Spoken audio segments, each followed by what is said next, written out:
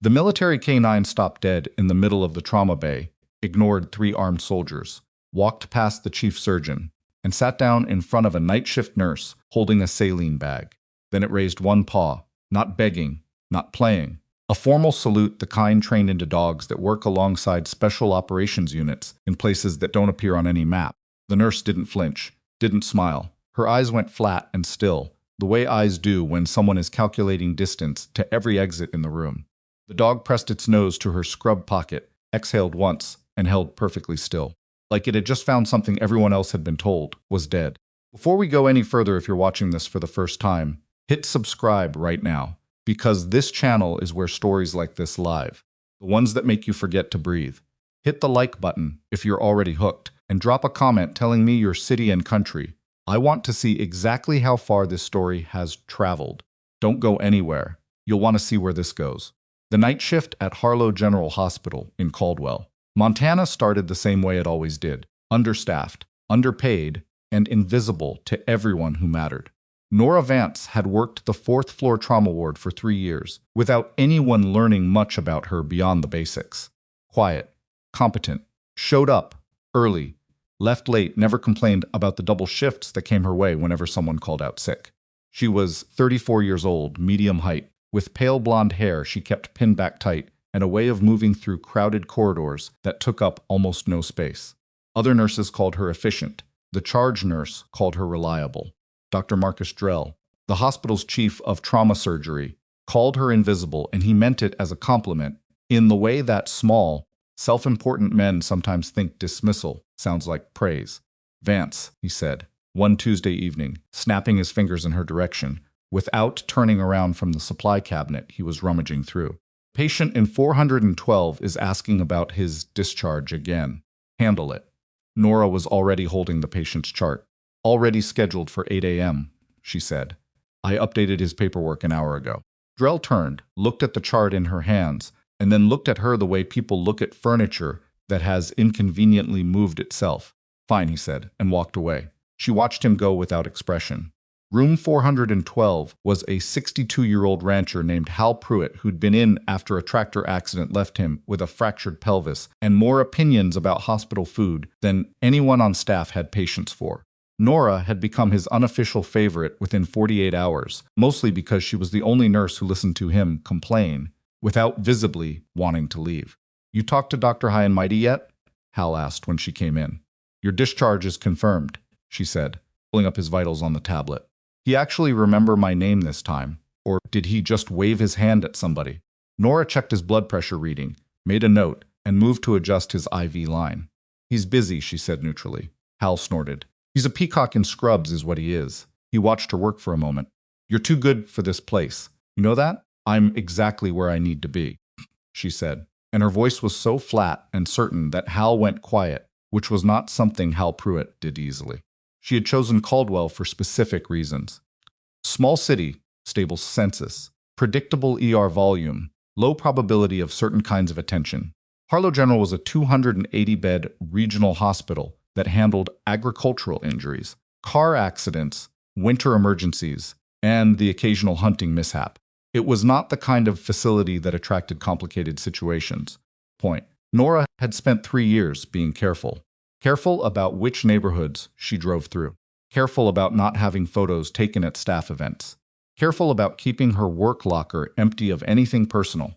Careful about the way she held her hands when she was tired, because old habits had a way of surfacing when the body got exhausted enough, and Nora Vance's old habits were the kind that needed to stay buried. She was halfway through her 9th hour when the ambulance bay radio crackled. Inbound trauma 2 minutes. Male early 30s, GSW to the left shoulder and left thigh. Vitals unstable, non-civilian. The word non-civilian moved through the nurse's station like a mild electric current. Harlow General treated military personnel from the reserve training facility 40 minutes outside Caldwell, maybe once every few months, usually minor injuries, occasionally something serious. A GSW with unstable vitals was serious. Nora set down the chart she was holding and walked to the trauma bay without being asked. The bay was already filling. The charge nurse, Della Marsh, was calling out prep orders. A second-year resident named Okafor was pulling on gloves. Drell appeared from somewhere and immediately took the center position near the trauma table, straightening his shoulders the way he did whenever there was an audience. The ambulance bay doors burst open. The paramedics came in fast, and what stopped Nora, what made every calculation in her head pause for exactly 1 second, was not the patient on the gurney. It was the animal moving alongside it.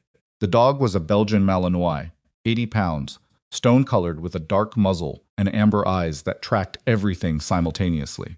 It wore a tactical vest, marked with military insignia, and it moved with the focused precision of an animal that had spent years in environments where mistakes were terminal. One of the paramedics was holding a lead, but the dog wasn't pulling against it. It was walking in controlled escort formation beside the gurney, its eyes on the injured man, its posture radiating something between protection and grief. The man on the gurney was Staff Sergeant Ethan Cole, according to the intake paperwork that came in with the medics. Left shoulder wound, left thigh wound, blood pressure dropping, conscious, but barely. He had his right hand wrapped in the dog's vest strap, and when the gurney stopped, he didn't let go. "The dog stays," he said. His voice was rough and low, and completely steady for a man losing blood. "Stays or I walk out." Drell looked at the animal with transparent irritation. "Sterile environment." "He stays," Cole repeated. It wasn't a request. Drell looked at the military escort who'd ridden in with the paramedics, a serious-faced sergeant first class named Dwyer, and Dwyer gave one small nod that communicated something Drell clearly didn't understand, but also didn't want to argue with. "Keep it out of the surgical field," Drell said, and moved to the patient. The dog Nora would learn his name was Rook, sat down beside the gurney, exactly where he could see Cole's face. He didn't bark, didn't pace, didn't react to the noise and movement of the trauma team. He simply watched, and his watching had a quality to it that Nora recognized without being able to immediately explain why. She moved to Cole's right side to begin the secondary assessment, checking the thigh wound, while Okafor handled the shoulder under Drell's direction. Cole's eyes were tracking badly, borderline shock, blood pressure at 88/60 and falling, but he turned his head toward her when she pressed the wound pad and applied pressure. "Femoral's intact," she said, mostly to herself. Cole's eyes focused on her hands. "Good pressure placement," he said. She didn't look up. "Don't talk. You've done this before. Everybody's done wound pressure." "Not like that," he said. Nora didn't respond. She was watching the bleed rate through the pad, calculating absorption volume against elapsed time, which was not something most floor nurses could do with any accuracy, but which she did automatically, from a place in her training that lived below conscious thought. She adjusted her angle 2 degrees, repositioned her left hand, and the bleed rate dropped. Cole felt it immediately. She could tell by the slight release of tension in his jaw. Stood up to request the second IV line, and that was when it happened. Rook had been still since they'd brought Cole in, motionless, professional, completely focused on his handler. But when Nora stepped to the right side of the trauma table and reached across for the supply cart, the dog's head turned. His amber eyes locked onto her. He was 12 feet away, behind the yellow floor line that marked the sterile boundary, and he sat up straighter. Then he stood. Then he walked forward 6 steps to the exact edge of the boundary and sat back down, not toward Cole, toward her. The room didn't quite go silent. Monitors still beeped. Drell was still talking, but the energy shifted the way energy shifts when something happens that doesn't fit any existing category. Delamarche stopped moving. Okafor looked up. Even Drell turned. Nora stared at the dog. The paw was raised at a specific angle. Not a trick, not a trained civilian gesture. The elevation, the shoulder alignment, the angle of the dog's spine, it was a posture she had not seen in 3 years and had not expected to see in a trauma bay in Montana. It was a salute from a unit recognition protocol used by exactly one program, a program whose official documentation listed its canines as assets rather than animals, in a program that did not appear in any public military record. Her face didn't move. She reached across, got the IV line, and returned to the patient. "Second line going in," she said to Della. But she could feel the dog watching her as she worked, and she could feel Cole's eyes following the dog. And she understood that something had just happened that she was not going to be able to explain away. She focused on the patient. Cole's pressure came up slowly over the next 20 minutes. Drell made 2 calls that Nora quietly corrected, once on fluid rate, once on the wound packing order, both times without calling attention to the corrections, both times in ways that Drell could absorb as his own judgment. She had learned early that men like Drell accepted corrections most readily when they believed the correction had originated with themselves. By the time Cole was stable enough for imaging, he was conscious and coherent and watching her with an expression she didn't like. "Sergeant Dwyer," he said to the escort standing near the door. "Can you give us a minute?" Dwyer looked uncertain. "Sir, 2 minutes outside." Dwyer stepped out. Drell had gone to check the imaging order, leaving Nora doing the secondary vitals check alone with Cole and a sleeping trauma bay. Cole spoke quietly. "Where did you serve?" "I'm a nurse," she said. "It's not an answer. It's the only one I have." She checked his pulse at the wrist, made a note, didn't look at him. "Pressure's better. They'll take you to imaging in about 10 minutes. Rook has done that salute for 3 people in 6 years, Cole said. His trainer, me, and someone he recognized in a place he wasn't supposed to be, in a situation none of us were supposed to survive. Nora moved to his IV line. "Your dog is well trained," she said. "He doesn't do that for nurses, ma'am." The word ma'am landed with a specific weight, not the polite southern filler that men used with women they were being civil to. The weight of rank address, the kind of instinctive designation that came from operating culture, so deeply embedded it surfaced without thought. She looked at him.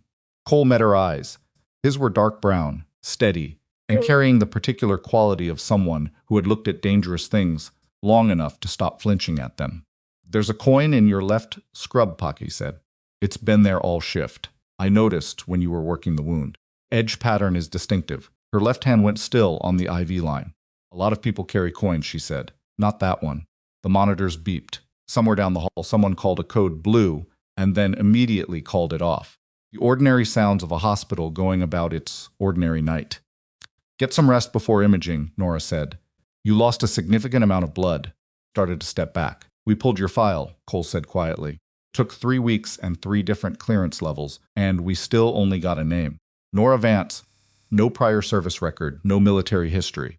And a 3-year gap between your nursing license renewal in 2019 and the address history before that. I'm not here to cause trouble for you," he continued. "I want you to understand that. Whatever happened, whatever you're doing out here, that's your business. But Rook recognized you. And Rook doesn't make mistakes." Coin in her pocket was exactly what Cole had identified. She had carried it for 3 years not out of sentimentality, but out of operational habit, the kind of object you kept. Because throwing it away felt like cutting off a limb. A black challenge coin, matte finish, with a specific edge pattern that marked it as belonging to a classified direct action program that had been officially dissolved 4 years ago. Officially. She stood very still for one moment, running the geometry of the situation. Cole was injured, temporarily stationary, military, clearly intelligence adjacent, and had just demonstrated he had access to file requests she had spent 3 years making difficult. The canine recognition was a variable she hadn't anticipated and couldn't retroactively neutralize. The escort outside the door was a complication. Then she looked at Cole's face and made a different calculation. He was telling the truth about not being there to cause trouble. She had spent years reading people under pressure, and the ones who said that while lying held something specific in the muscles around their eyes. Cole's eyes were tired and honest, and slightly frustrated in the way people got when they'd found something that raised more questions than they were prepared for. "Rest," she said. "We'll talk after imaging." She stepped out of the trauma bay. In the corridor, she walked normally to the supply room, closed the door, stood with her back against the shelving units, and allowed herself exactly 12 seconds of the kind of still, controlled breathing that she had learned in a different life for moments exactly like this one. Then she straightened up, picked up a fresh supply tray, and walked back into the hall. She had been careful for 3 years. The dog had undone it in 30 seconds. She went back to work. The rest of the shift moved, the way shifts moved. When you were monitoring a situation, you couldn't directly control slowly in the quiet moments, fast in the critical ones, the background current of awareness that made everything feel faintly electric. Cole went to imaging, came back, was moved to a recovery room on the 3rd floor. Dwyer stationed himself outside the door. Rook went with Cole. Drell caught Nora in the corridor at 11:30 to tell her she'd over-ordered fluids on the Cole case. She had not over-ordered fluids. The calculation had been standard for his blood loss volume and initial pressure reading, and she knew it and he knew it. But correcting him out loud in an empty corridor would cost her more than agreeing. "I'll watch the numbers more carefully," she said. "See that you do," he said, and walked away, smoothing the front of his coat. Della Marsh appeared at Nora's elbow 30 seconds later, with a look of irritated solidarity. He signed off on your fluid order himself, Della said. I know. He's been doing this for 6 years. Every time you catch something before he does. I don't catch anything, Nora said. I follow his protocols. She picked up the next chart. Bed 7 needs a line check. Della watched her go with the particular expression of someone who suspected they were seeing only the surface of something much deeper, but didn't have the vocabulary to ask about it yet. At 1:15 a.m., Nora was charting at the nurse's station when Sergeant Dwyer appeared at the end of the corridor. He walked to the station with the measured pace of someone who had been told to be careful how they did something. Sergeant Cole is asking for you, he said. He'll be seen on rounds at... He's asking specifically, Dwyer said. Not a nurse. Nora set down her pen. She walked to Cole's room.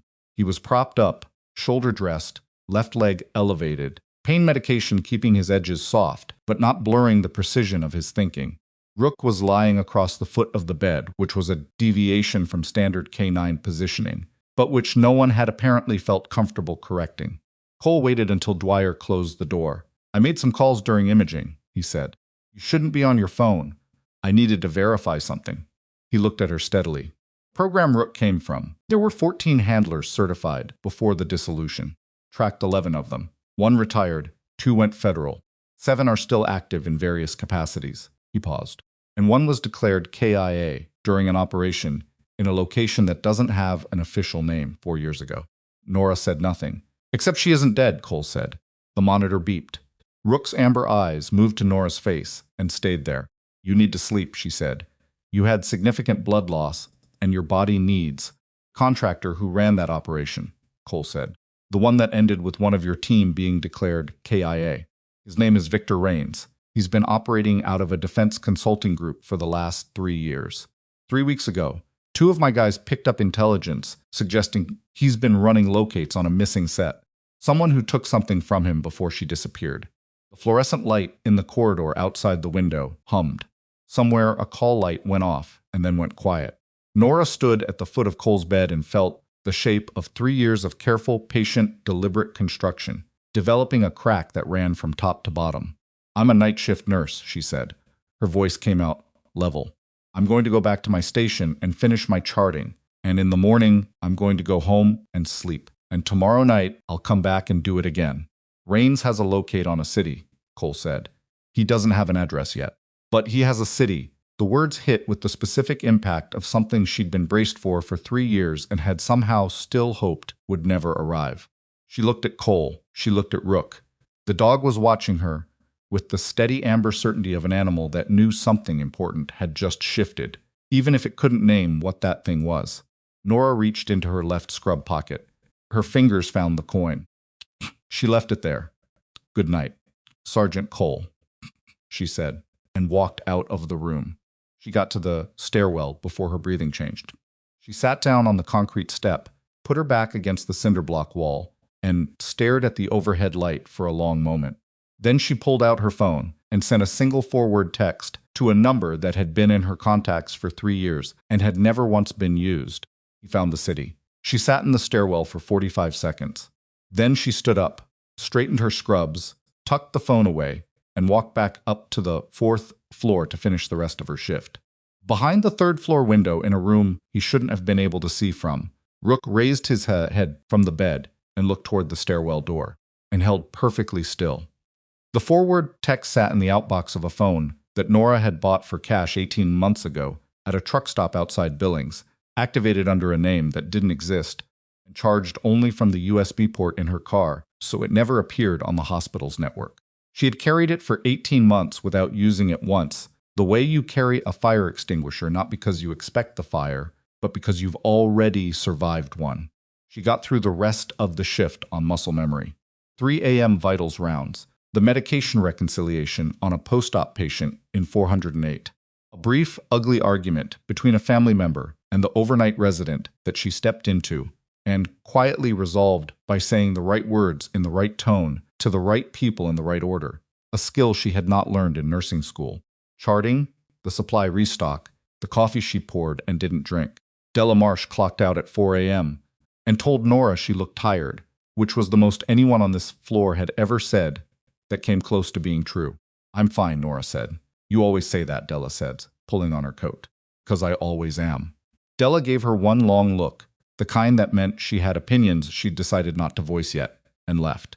6:47 a.m. When the day shift was 14 minutes into handover, and the fourth floor had reached the particular state of controlled chaos that happened every morning when two overlapping teams tried to occupy the same space, Nora went to the third floor. Cole was awake. He'd been awake for a while. She could tell the specific alertness of someone who hadn't slept, rather than someone who'd just woken up. Rook was off the bed, sitting on the floor near the window, and he tracked her entrance without moving anything except his eyes. Dwyer was not in the hall. She noticed that immediately and didn't like it. Stepped inside and closed the door. "Where's your escort?" she said. "Breakfast," Cole said. "I told him I needed 20 minutes. That was a bad call. Probably. He shifted against the pillow, wincing at the shoulder, not hiding it. "Did you sleep?" "No, the text you sent," he said. "Someone's going to see movement on that number." "Not for at least 72 hours, she said. "The routing is complicated." She moved to the window, scanned the parking lot below out of reflex, then turned back to him. "Who else knows you were looking for me?" "My commanding officer." "2 people in my unit." He paused. "And whoever Raines already has watching Caldwell." She absorbed that. "You don't know how many?" "No." "Or where they're positioned?" "No." She looked at him for a moment. "You came in here as a patient. You're telling me this was deliberate." Cole met her eyes. He didn't look away, and he didn't apologize. "The GSW was real," he said. "We were 2 hours out from a training op when we got the intelligence update on Raines's locate. I made a call. You used a real injury to get yourself positioned." "Yes." The word landed flat and honest, and she respected it more than she wanted to. A man who lied smoothly about something like that would have been easier to dismiss. Cole's willingness to sit in the discomfort of what he'd done and not dress it up told her something about the kind of operator he was. "Why?" she said. "Because Raines has taken 3 assets off the board in the last 18 months, Cole said. People who left his program. People who knew things. 2 of them had security details. One of them was in a safe house." He held her gaze. He found all 3. The parking lot outside was beginning to fill with day shift arrivals. A woman in scrubs walked to her car and dropped her keys and bent to pick them up, and the ordinary smallness of it was almost physically disorienting against the geometry of what Cole was describing. "I don't have what he thinks I have," Nora said. "What does he think you have?" She didn't answer that. Cole waited. He was good at waiting. She could see it was a practiced skill, the kind developed by people who had spent significant portions of their professional lives being very still in very dangerous places. Rook was equally still across the room, which gave the silence a doubled quality. "There's a transfer I need to complete," she said finally. "Financial. It's been staged for 18 months, and I need 4 hours and access to a specific network to execute it." "What does the transfer do?" "It makes something Raines has been claiming to own very publicly not his anymore." She paused. "And it generates a record that certain people at certain oversight levels will be required by law to investigate." Cole processed this. "You've been setting up a mechanism." "I've been waiting," she said, "for the right conditions." "What?" She looked at him. "You did." She picked up his chart from the foot of the bed, checked it, set it back down, the motion automatic, a nurse's reflex. His timeline just accelerated, which means mine has to as well. Cole was quiet for a moment. "What do you need?" "I need you to stay in this room, stay stable, and not tell Dwyer what we talked about until I figure out the next 24 hours. She moved toward the door. "And I need Rook to stop identifying me to everyone in the building." Cole almost smiled at that. "Not quite. Rook identifies what Rook identifies," he said. "Stop trying to override it 2 years ago. He's usually right." She opened the door. "Vance," Cole said. She stopped. "Whatever name you're running under, whatever it is you did before, it's not what I'm here to judge," he said. "I'm here because Raines needs to be stopped, and you're the only person who has what's needed to stop him. That's the whole geometry." She stood in the doorway for exactly 1 second. "Check back at rounds," she said, and walked out. She went home at 7:30 a.m., drove the long way, watched her mirrors, parked 3 blocks from her apartment building, and walked the rest. Her building was a 4-story conversion on a street that had good sightlines in 3 directions and a back exit through the laundry room that she had used exactly once as a drill and never since. She took the stairs instead of the elevator, let herself in, stood in her kitchen for a moment, looking at the ordinary objects on her counter, a coffee maker, a dish rack, a plant that needed water, and then went to the closet in her bedroom. Behind a false panel she had installed herself on her second day in the apartment was a fireproof document box, a preloaded laptop, a change of clothing, and $2,000 in cash. She had never touched any of it in 3 years. She opened the laptop. Transfer mechanism she had described to Cole was real, and it was complicated, and she had built it piece by piece over 18 months, routing access credentials through 3 separate institutional backchannels, embedding the trigger in a financial audit request that would appear routine to anyone who didn't know what it was. Designed it to be executable in 4 hours, and to generate a paper trail that would look to investigators like the paper trail had always been there. She needed one specific access code to complete it. She had been waiting on that code for 6 weeks from a contact she had never met in person and communicated with only through a dead drop protocol that moved through 3 different message boards. Code was supposed to arrive before month's end. It hadn't.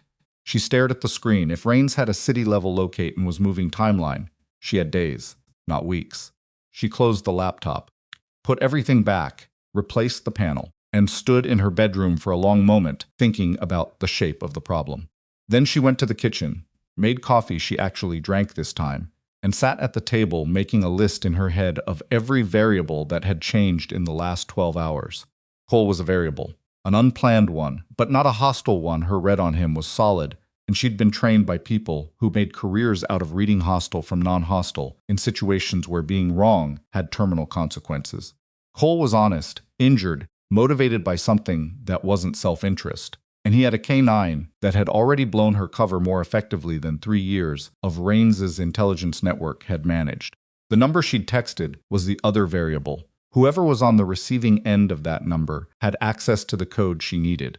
She had sent the message knowing it would register as the activation signal they'd agreed on, not an emergency, not a request, just the clock has started.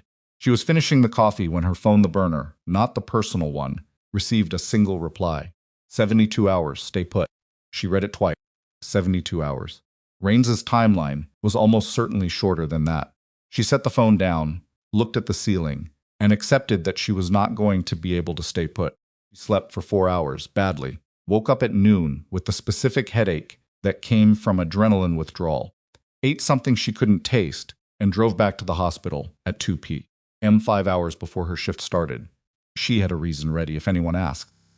The 3rd floor was quieter in the afternoon. She checked Cole's chart at the nurse's station pressure stable. Fever down, imaging clear on the shoulder wound, the thigh showing good progression. Dwyer was back at his post. He looked at her with the measuring expression of someone who'd been briefed that she was a person of interest without being told exactly why.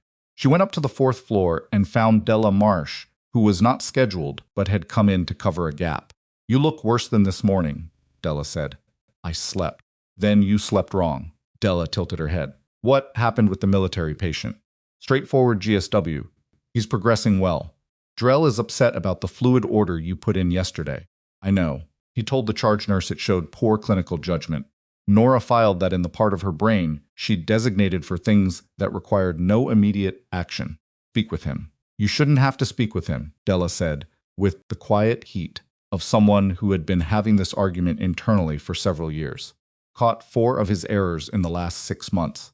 That laceration repair in March, the patient would have lost function in 2 fingers if you hadn't flagged the nerve involvement before he closed. Della, he's documenting a performance concern against you. Human Resources told me this morning."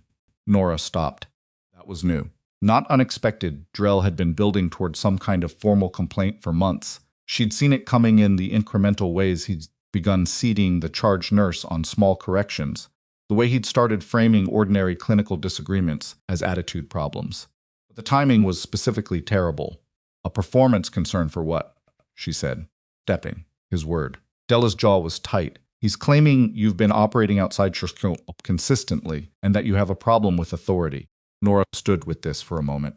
The irony of the phrase "problem with authority" landing in this specific week, given what was currently unfolding around her, was not something she had time to appreciate. When did he file it? Yesterday.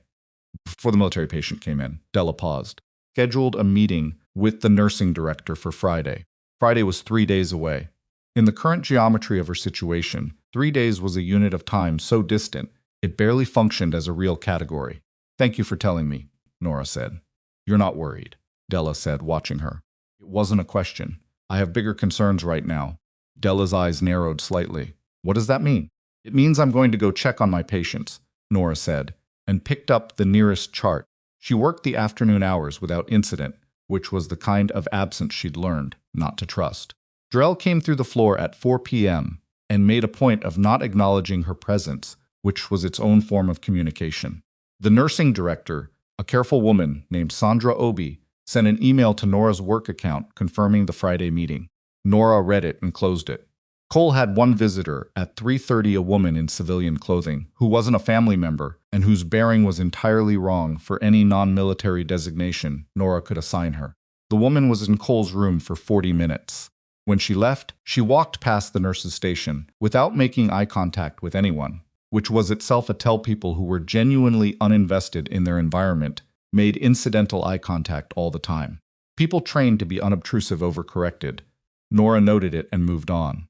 At 5:50 p.m., 40 minutes before her official shift start, the emergency alert system in the hospital activated. Not a drill tone. The actual emergency sequence, 3 descending pulses that meant lockdown, not weather or power, but a security event in progress or imminent. The overhead PA came on immediately after. Attention all staff. This is a Code Silver alert. A potentially armed individual has been reported on the second floor. All personnel, please secure your current area and await further instruction. This is not a drill. Code Silver. Armed individual. Nora was at the 4th floor supply station when the alert fired. She set down what she was holding and stood very still for 2 seconds, running the building's floor plan through her head. Second floor was the surgical recovery ward, 2 stairwells, 1 service elevator, a pharmacy access point on the east corridor. The second floor connected to the 3rd floor, which was Cole's floor, via the central stairwell and via the service hall behind the linen rooms. She moved to the nurse's station. Everyone into the back corridor, she said. Her voice didn't spike in volume, but it had something in it that made the 2 nurses and 1 aide at the station turn immediately. Leave the charts. Take the crash cart key and the medication lockbox. Go. We're supposed to wait for... One of the nurses started. Back corridor, Nora said. Move. They moved. She took the corridor phone and called security. The line was busy. She called the operator. This is 4th floor trauma. I need security's current position. What floor are they responding to? 2nd floor, ma'am. Do you have a confirmed individual or a reported sighting? Reported sighting. Which stairwell? A pause. East. She hung up. East stairwell, 2nd floor. The central stairwell between 2nd and 3rd was unmonitored for approximately 4 minutes if security was focused east. Cole was on the 3rd floor in a room accessible from the central stairwell.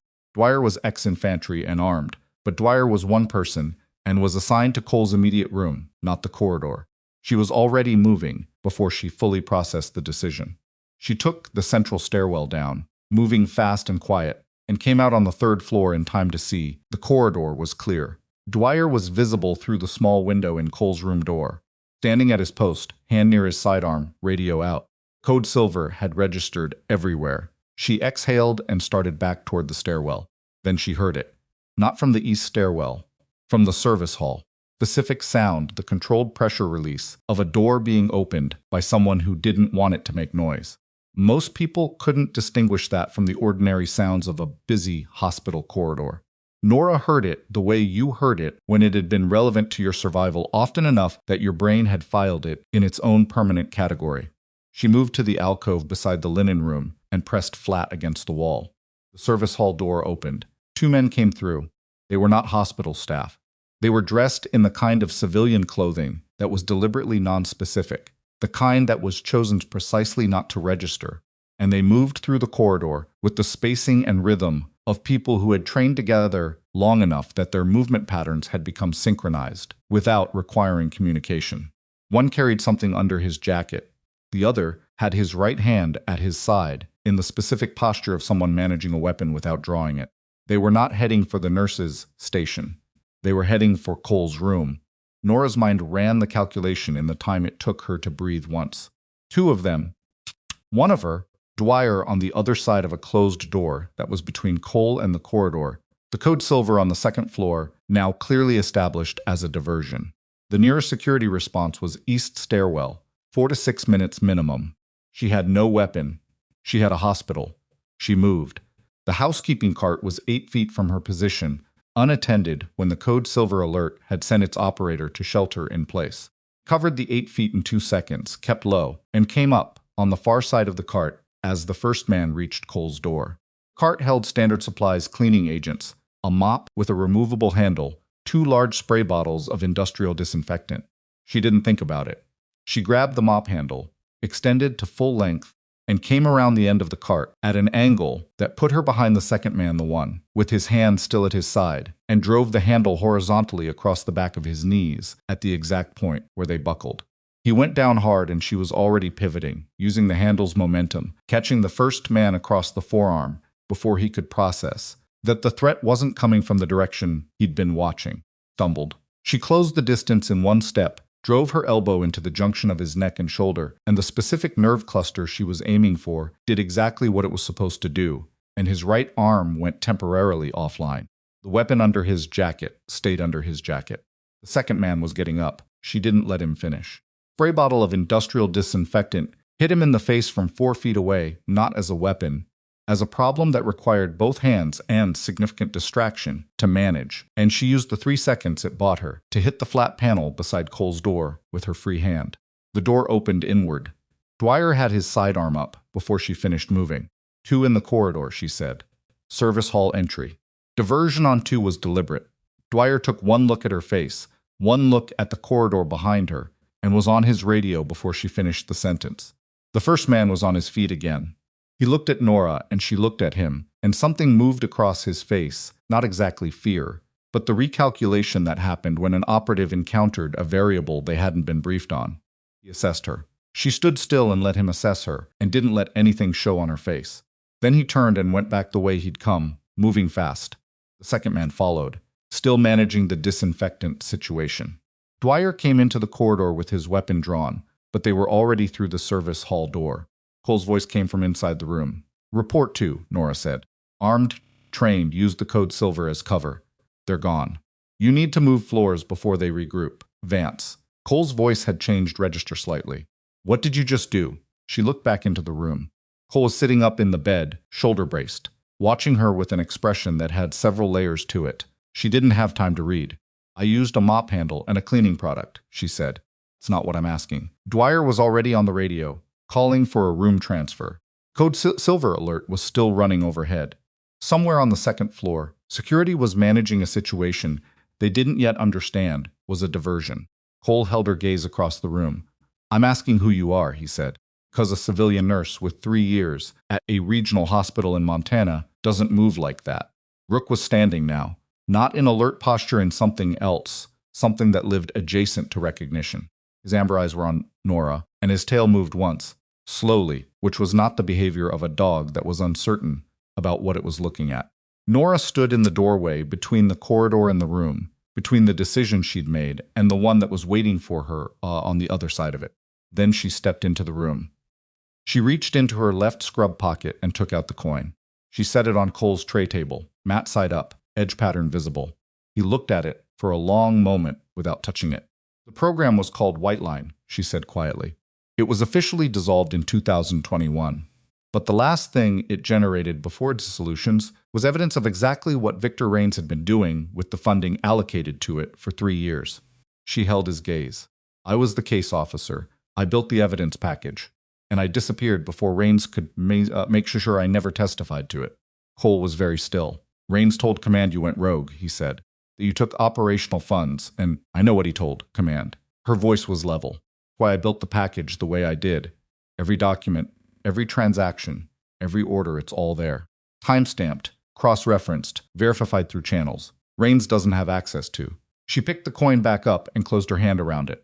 I just need 4 more hours and 1 access code I've been waiting 6 weeks for. The overhead PA cycled through the code silver sequence again. Somewhere in the building, 2 men who had just discovered she was not what Raines had told them. Were making a phone call she didn't have time to intercept. Cole, she said, I need to ask you something, and I need you to answer it honestly. He met her eyes. Ask. The woman who came to see you at 3:30. Who was she? Cole's expression shifted not much, but enough. The very slight tension that moved through the jaw of someone who had just been caught knowing something they hadn't volunteered. She works for an oversight committee, he said. Senate level. And did you tell her about me? A pause that lasted exactly 1 second too long. Cole, I told her we had a possible locate, he said. I didn't give a name, but you told her white line.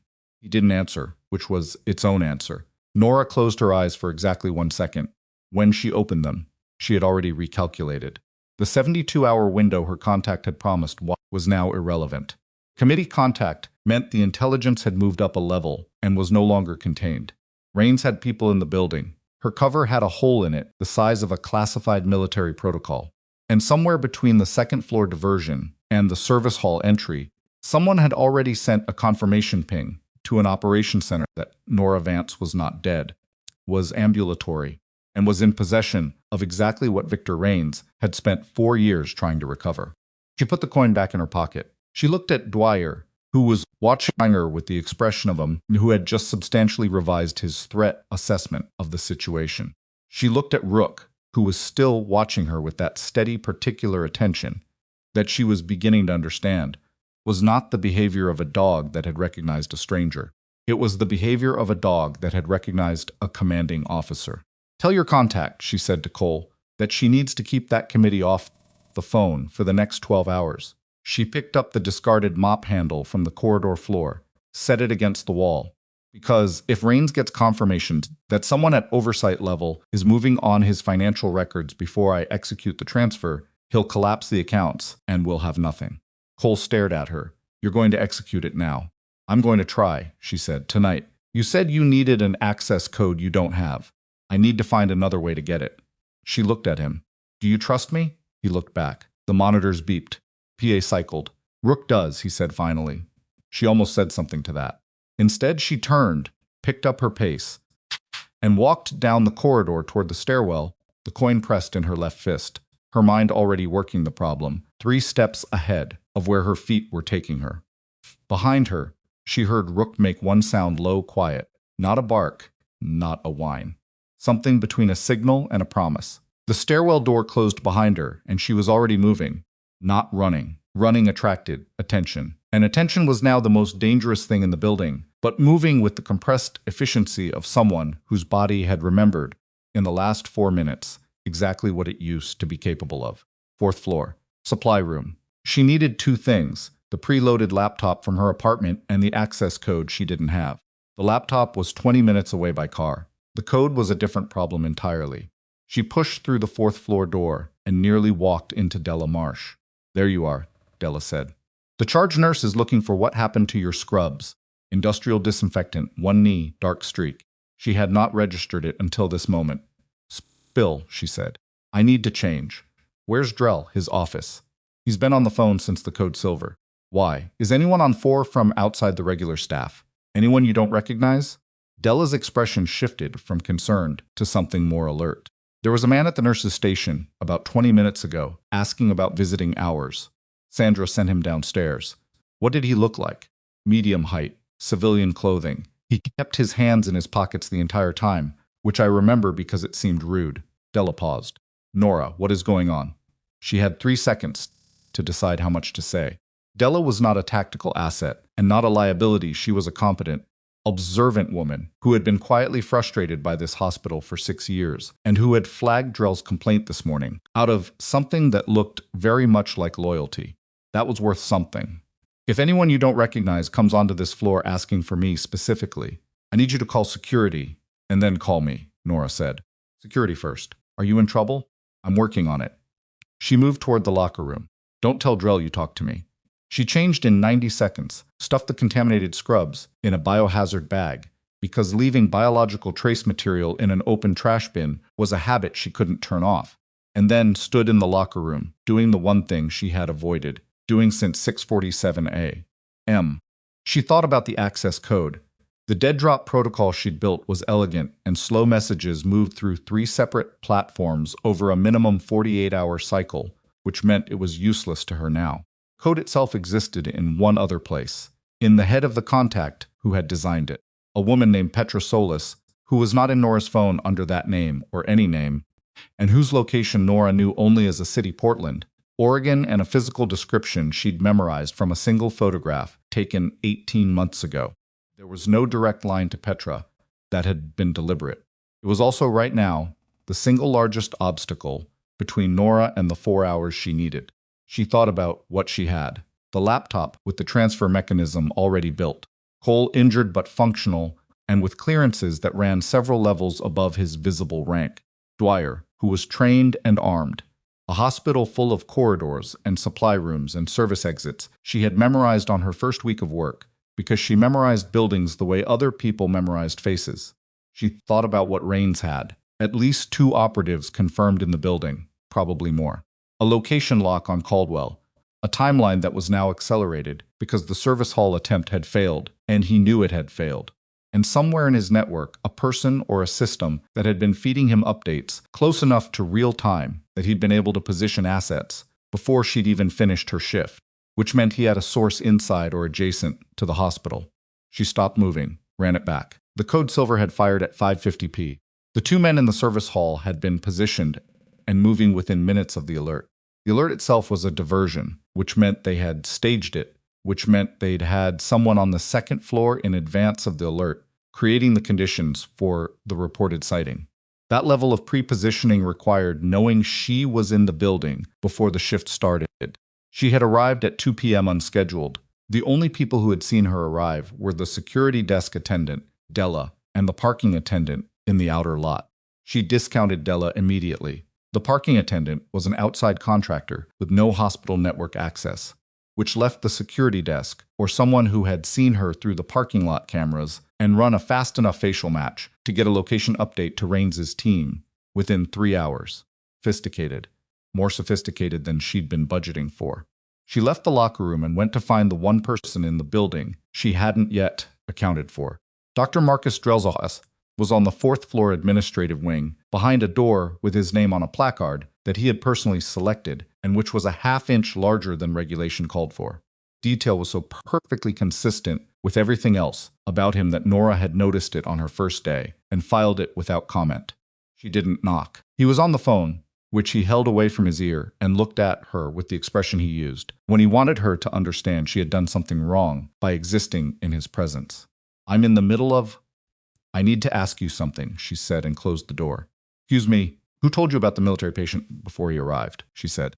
"Not the dispatch call. Before that. You were already on the floor when the ambulance bay called it in. You were in trauma prep before the radio communication."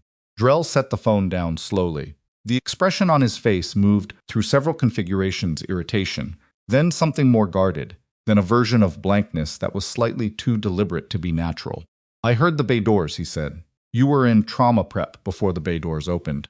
I watched you come in from the admin wing. The bay is the other direction." Silence. "Someone called you," she said. "Someone who knew the patient was coming before the radio dispatch did. I want to know who." Drell stood up. He did it slowly, the way men did when they wanted the act of standing to function as authority. "I'm going to call HR." 2 men tried to access a military patient's room 40 minutes ago through the service hall, Nora said. Code Silver on the 2nd floor was a diversion they created to cover the approach. Someone in this hospital or connected to it gave them enough advance warning to pre-position. She held his gaze. "If you received a call from someone you don't normally receive calls from, about a patient you weren't assigned to, I need to know about it." She watched his face very carefully. What moved through it was not the defensive outrage of someone being falsely accused. It was something smaller and worse, the particular flinching quality of someone who had done a small thing, without understanding the full weight of what they'd enabled. "I don't know what you're talking about," he said.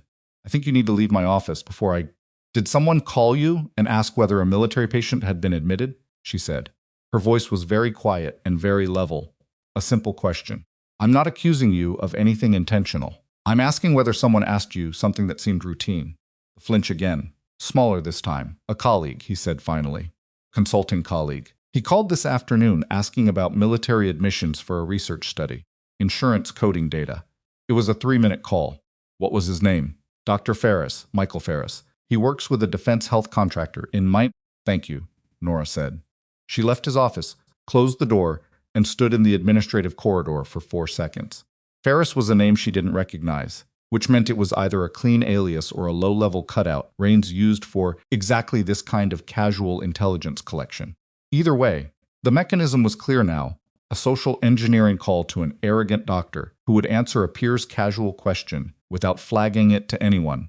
And 3 minutes of conversation had given Rains everything he needed to know she was in the building. Drell hadn't been recruited. He'd been used. She moved. The hospital's IT infrastructure was managed from a server room. On the basement level, she had known this since her second month, when a network outage had required a physical reset, and she'd watched the technician key in the access code for the door from a position 15 feet away and had stored it the way she stored everything, completely and without deciding to. Code was 4 digits, unchanged in 8 months, based on the service log she'd seen during a routine supply audit. Took the elevator to the basement at 7:22 p.m.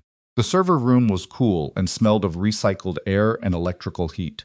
The technician on duty was a young man named Ray Portis, who worked nights and spent most of his shift with headphones in, and who looked up with mild surprise when Nora came through the door. "Fourth floor sent me down about the network speed issue on the trauma terminals," she said, which was not a lie she'd prepared, and which came out flat and plausible because she'd learned years ago that the most convincing cover was one delivered without the internal performance anxiety of lying. "Take 5 minutes." Ray looked uncertain. "I'm supposed to log all access." "Log it," she said, and sat down at the secondary terminal. She was not here for network speed.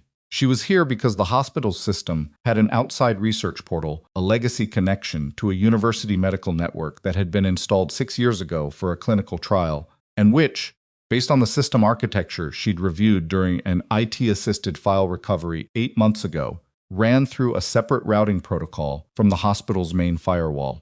That routing protocol had an external-facing node, and that node, if she pushed the right traffic through it, could reach a message board platform that was one of the 3 components of the dead drop protocol she'd built with Petra. She wasn't going to wait 48 hours. She was going to compress the protocol. She worked quickly and quietly, navigating the research portal interface with the ease of someone who had spent years in systems that were considerably less friendly than a mid-level hospital network. Ray had his headphones back in within 90 seconds. She built the compressed message in 4 pieces, distributed it across the protocol pathway, and packaged it with a timestamp flag that Petra would recognize as a compression signal, meaning, "I need the code in hours, and I need it through the first node only." Took 11 minutes. She stood up, thanked Ray, and went back to the elevator. Compressed message was either going to reach Petra in time, or it wasn't. There was nothing more she could do from that direction. She shifted focus.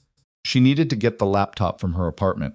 Parking garage exit she used was on the west side, which had a blind spot in the camera coverage between support pillar 7 and the maintenance corridor, a gap she had mapped in her second week and which she used now to reach her car without crossing any camera sight lines. She drove out the back exit, looped 3 blocks before committing to a direction, watched for tails with a loose, distributed attention that was harder to maintain after 3 years of not needing it and which she had to consciously reconstruct. Nothing obvious. That didn't mean nothing. She drove to within 2 blocks of her apartment building, parked, walked the rest, took the rear entrance through the laundry room, climbed the stairs. Her apartment door had a piece of tape she'd placed at the lower hinge. On her way out this morning, the tape was still in place. She let herself in, went directly to the bedroom closet, removed the panel. Everything was where she'd left it. She took the laptop, the cash, the spare clothing. She left the document box. Whatever happened in the next 12 hours, the documents inside it were either going to be unnecessary or irrelevant. She was out in under 4 minutes. She drove back toward the hospital on a different route and was 2 blocks out when her burner phone vibrated. Text. A call. The number was one she recognized, the first node of the dead drop protocol, which was not supposed to be callable. It was a message board account. It had no phone number attached to it. She pulled over and answered. "You compressed the protocol." The voice was a woman's, low and precise, with the particular flatness of someone accustomed to operational communication. Petra Solis. "I need the code," Nora said. "I heard. I've been watching the Rains network for 6 weeks, Nora. There's more movement on it than you know." "How much more?" "The 2 assets he sent to the hospital tonight, those aren't his primary team. Primary team is 4 people, and as of 3 hours ago, they landed in Billings.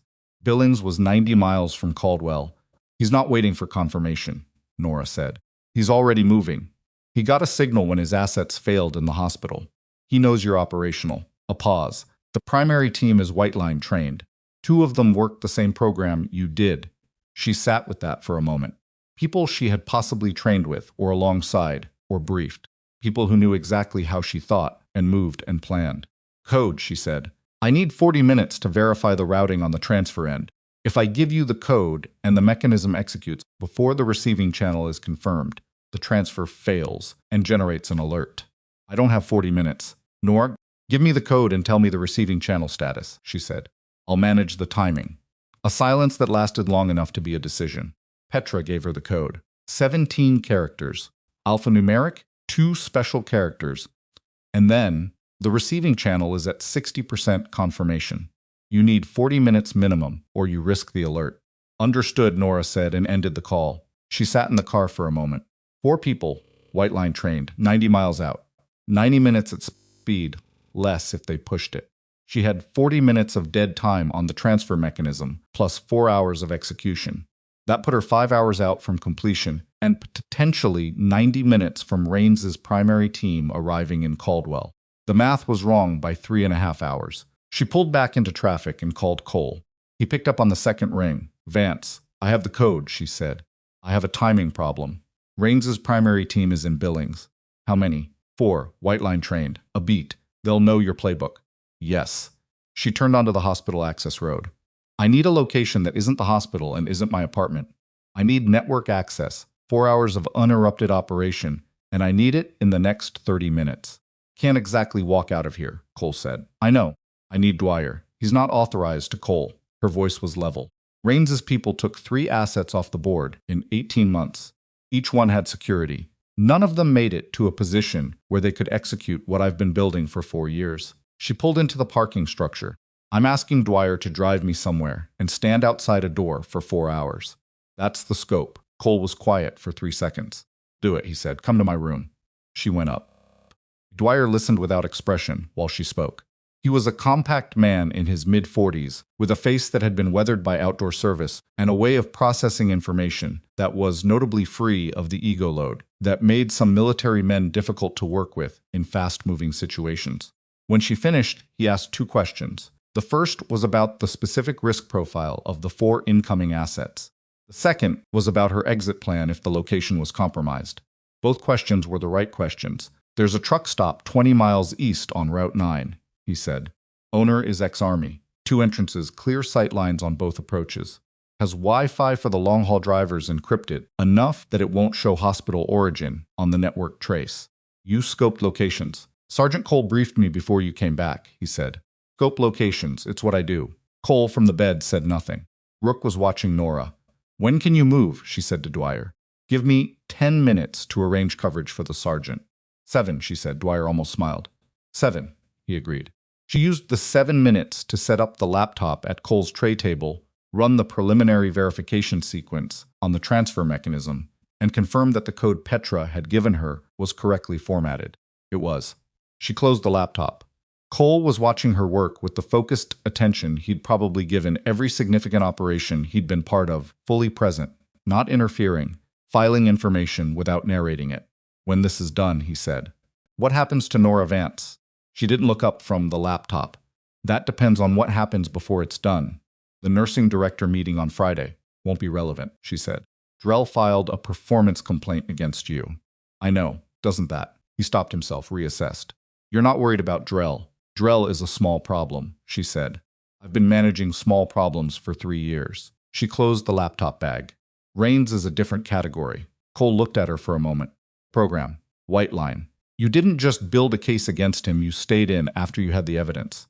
You kept running case officer functions for how long? She met his eyes. 14 months. After you knew what he was doing. I needed it airtight, she said. 1 gap and he walks.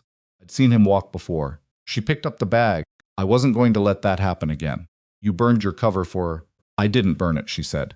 I was contained until the final audit, and then he found an anomaly and moved before I could extract. Had 3 hours of warning. She looked at the coin, still in her hand. 3 hours is enough, if you know what you're doing. Pocketed the coin. Dwyer appeared in the doorway. Ready. She moved to the door. Vance, Cole said, one more time. The 2 people who died in that last operation, he said quietly. Before you were declared Kia, I read the casualty report. Something never tracked right in it. She stood in the doorway for a moment. No, she said. It didn't. She walked out. Dwyer drove a civilian truck he'd arranged from the hospital's facilities pool, and he drove it the way trained drivers drove correctly, consistently, and without the small variations in speed and lane position that made vehicles memorable to surveillance. She sat in the passenger seat with the laptop bag on her lap and watched the city thin out into highway and then into the dark flat distance of eastern Montana, which at night had the quality of something genuinely infinite. Truck stop was exactly what Dwyer had described.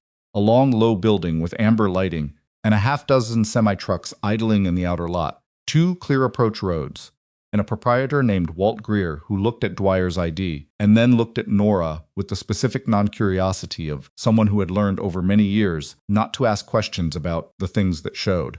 Up at his establishment in the middle of the night. Table in the back, Walt said. Wi-Fi passwords on the menu. She set up in 11 minutes. The transfer mechanism was built in 4 sequential stages, each requiring the previous one to complete before the next could initiate, which was how she designed it, a linear structure that couldn't be accelerated, but also couldn't be intercepted at any single point because each stage used a different routing pathway. She entered the access code, initiated stage 1, and then sat back and watched the progress indicator do what progress indicators did, which was move slowly and without apparent connection to the urgency of the situation.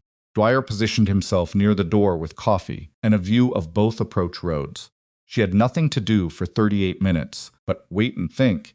And thinking was the one thing she had been trying to limit, because thinking led to the parts of the last 4 years that were not tactical problems with executable solutions, the parts that were just loss, plainly. 2 people Cole had referenced in the casualty report. Their names lived in a place in her chest that she had learned not to approach directly because it served no functional purpose, and she did not have the luxury of non-functional responses. She checked the progress at 17 minutes. Stage 1 at 63%. 22 minutes, her burner phone vibrated. Petra. The receiving channel is confirmed, Petra said. You're clear to run full speed. Already running. Stage 1 is at 78%. Good. A pause. Nora. The primary team, I'm tracking their vehicle. They're not going to Caldwell. She sat forward. Where are they going? She said. Route 9 East, Petra said. They're 40 minutes out. Truck stop was on Route 9 East. Someone tracked Dwyer's vehicle, Nora said. Or someone tracked your burner, Petra said. The call we made earlier was routed through 3 nodes, 2 of which Rains has partial access to. Found it 10 minutes ago. Petra's voice was flat and controlled and sorry. I didn't build those nodes. I used existing infrastructure. Nora looked at the progress indicator, stage 1 at 89%. She looked at Dwyer. He was already looking at her. He'd seen something in her posture change from across the room. She held up 4 fingers. He understood immediately 4 contacts, incoming and straightened, setting down the coffee, hand moving toward his jacket. Stage 1 hit 100%. Stage 2 initiated. She had 3.5 hours of execution left and 40 minutes before 4 White Line trained operatives arrived at a truck stop on a dark Montana highway with no backup, 1 armed escort, a recovering patient 30 miles away, and a transfer mechanism that could not be interrupted mid-sequence without losing everything she had spent 4 years building. She looked at the screen. She looked at the door. She thought about the 2 names she kept in the place, in her chest. She didn't approach directly. And she thought about 14 months of careful, patient, dangerous work. And she thought about Rains' face, which she had not seen in 4 years, but which she had no difficulty constructing. And something settled in her that was not calm exactly, but was adjacent to it. The thing that settled in when there was no longer any distance between you and the decision you'd been building toward. Then Walt Greer came out from behind the counter and said, in a very quiet voice that carried precisely as far as her table and no further, got a truck pulling off the highway, driving slow, not irregular. Nora looked at Dwyer. Dwyer looked at her. She typed a single command into the transfer mechanism, a protection code that would maintain the stage 2 process through a 40-minute interruption window, after which it would either resume or terminate, depending on the network status, and she closed the laptop. She stood up. How many exits? She said to Walt. 3, he said. The east one is a drainage ditch in the dark. Nobody who hasn't walked it would know to use it. Have you walked it? She said. He looked at her with the expression of a man who had spent 30 years asking no questions about the things that showed up at his establishment. Twice a week, he said. The slow truck outside made a second pass. And then the lights went out. The darkness was not complete. Walt's building had emergency battery strips along the baseboard, the kind required by fire code that cast a low amber line along the floor like something half remembered from a dream. It was enough to move by if you knew where you were going. Nora already knew where she was going. East exit, she said to Walt, voice low. He moved without hesitation, which told her everything she needed to know about Walt Greer and what kind of man spent 30 years running an establishment on a dark highway, asking no questions. He went behind the counter, through the kitchen door, and she followed with the laptop bag, tight against her body, and Dwyer a half step behind her, his sidearm already clear of the holster. Kitchen smelled of industrial grease and dish soap. Walt moved through it in the dark, with the ease of a man who had walked this floor 10,000 times, around the prep tables, past the industrial sink, through a heavy metal door that opened into cold air and gravel, and the kind of dark that existed 20 miles outside a small city where there were no streetlights, and the sky was overcast, and the only light came from the amber strip of the building behind them and the distant running lights of the semis in the front lot. Nora's eyes adjusted in 4 seconds. Trained adjustment, faster than normal. She could see the drainage ditch. Walt had mentioned a shallow channel running perpendicular to the back of the building, 6 inches deep, filled with last week's rain. Beyond it, a fence line. Beyond that, an access road that connected to Route 9 approximately a quarter-mile east of the truck stop's main entrance. Behind them, inside the building, something broke. Crash. A deliberate sound, the controlled entry noise of a door being forced at a specific point on its frame to minimize acoustic signature. She had made that sound herself, in other buildings, in other years. She recognized it, the way you recognized your own handwriting. Go, Dwyer said. Walt went first, because he knew the drainage ditch in the dark. Nora went second, stepping where he stepped, feeling the cold water, threw her shoe on the second step when she misjudged the near bank. Dwyer came last, moving backward for the first 6 steps to watch the building exit. They cleared the ditch and reached the fence chain link, 4 feet, manageable, and Nora was over it in 3 seconds with the laptop bag ahead of her. Walt took longer, his age showing in the way his arms handled the weight, and she caught his jacket on the other side to steady him without comment. Dwyer came over in one clean movement. The access road was gravel and silence. Truck is in the front lot, Dwyer said. They'll have it, Nora said. Then what, Walt? She said. Is there another vehicle on the property? Personal truck, he said. Behind the kitchen. They'll see it from the front. Keys? He reached into his jacket and held them out without being asked. She took them. Call the Caldwell County Sheriff, she said. Not Caldwell PD. County. Tell them there's been a breaking and entering at your establishment, and that you have reason to believe the individuals involved are connected to the Code Silver incident at Harlow General this evening. Use those exact words, Code Silver, Harlow General. County dispatcher will flag it. Walt looked at her in the dark. You sound like you've done this before. Make the call from inside the building. Stay low. Stay in the kitchen. Don't engage anyone who comes through. He took that in, nodded once, and went back over the fence with considerably more difficulty than he'd come over it. She watched until he was through the kitchen door before she turned. Dwyer was already moving along the fence line toward the back of the building. Walt's truck was a 12-year-old Chevy, dark blue, the kind of vehicle so common on Montana roads that it functioned as camouflage. She got in, started it, pulled out with the headlights off for the first 100 yards, using the ambient highway glow to navigate the access road until she hit the fence gap that connected to Route 9. They'll have eyes on the highway, Dwyer said. For a minute, she said. Then they'll have a problem to manage.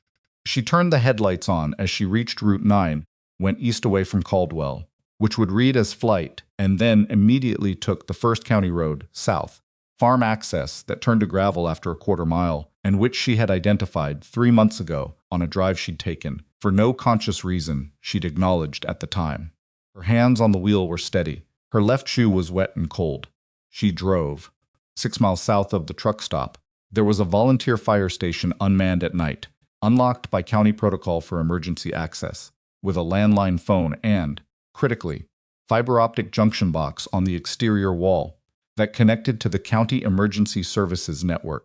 She had not known about the junction box until 4 months ago, when she'd attended a county emergency preparedness meeting that Harlow General had sent 2 representatives to, and a fire services coordinator had mentioned the network upgrade in passing.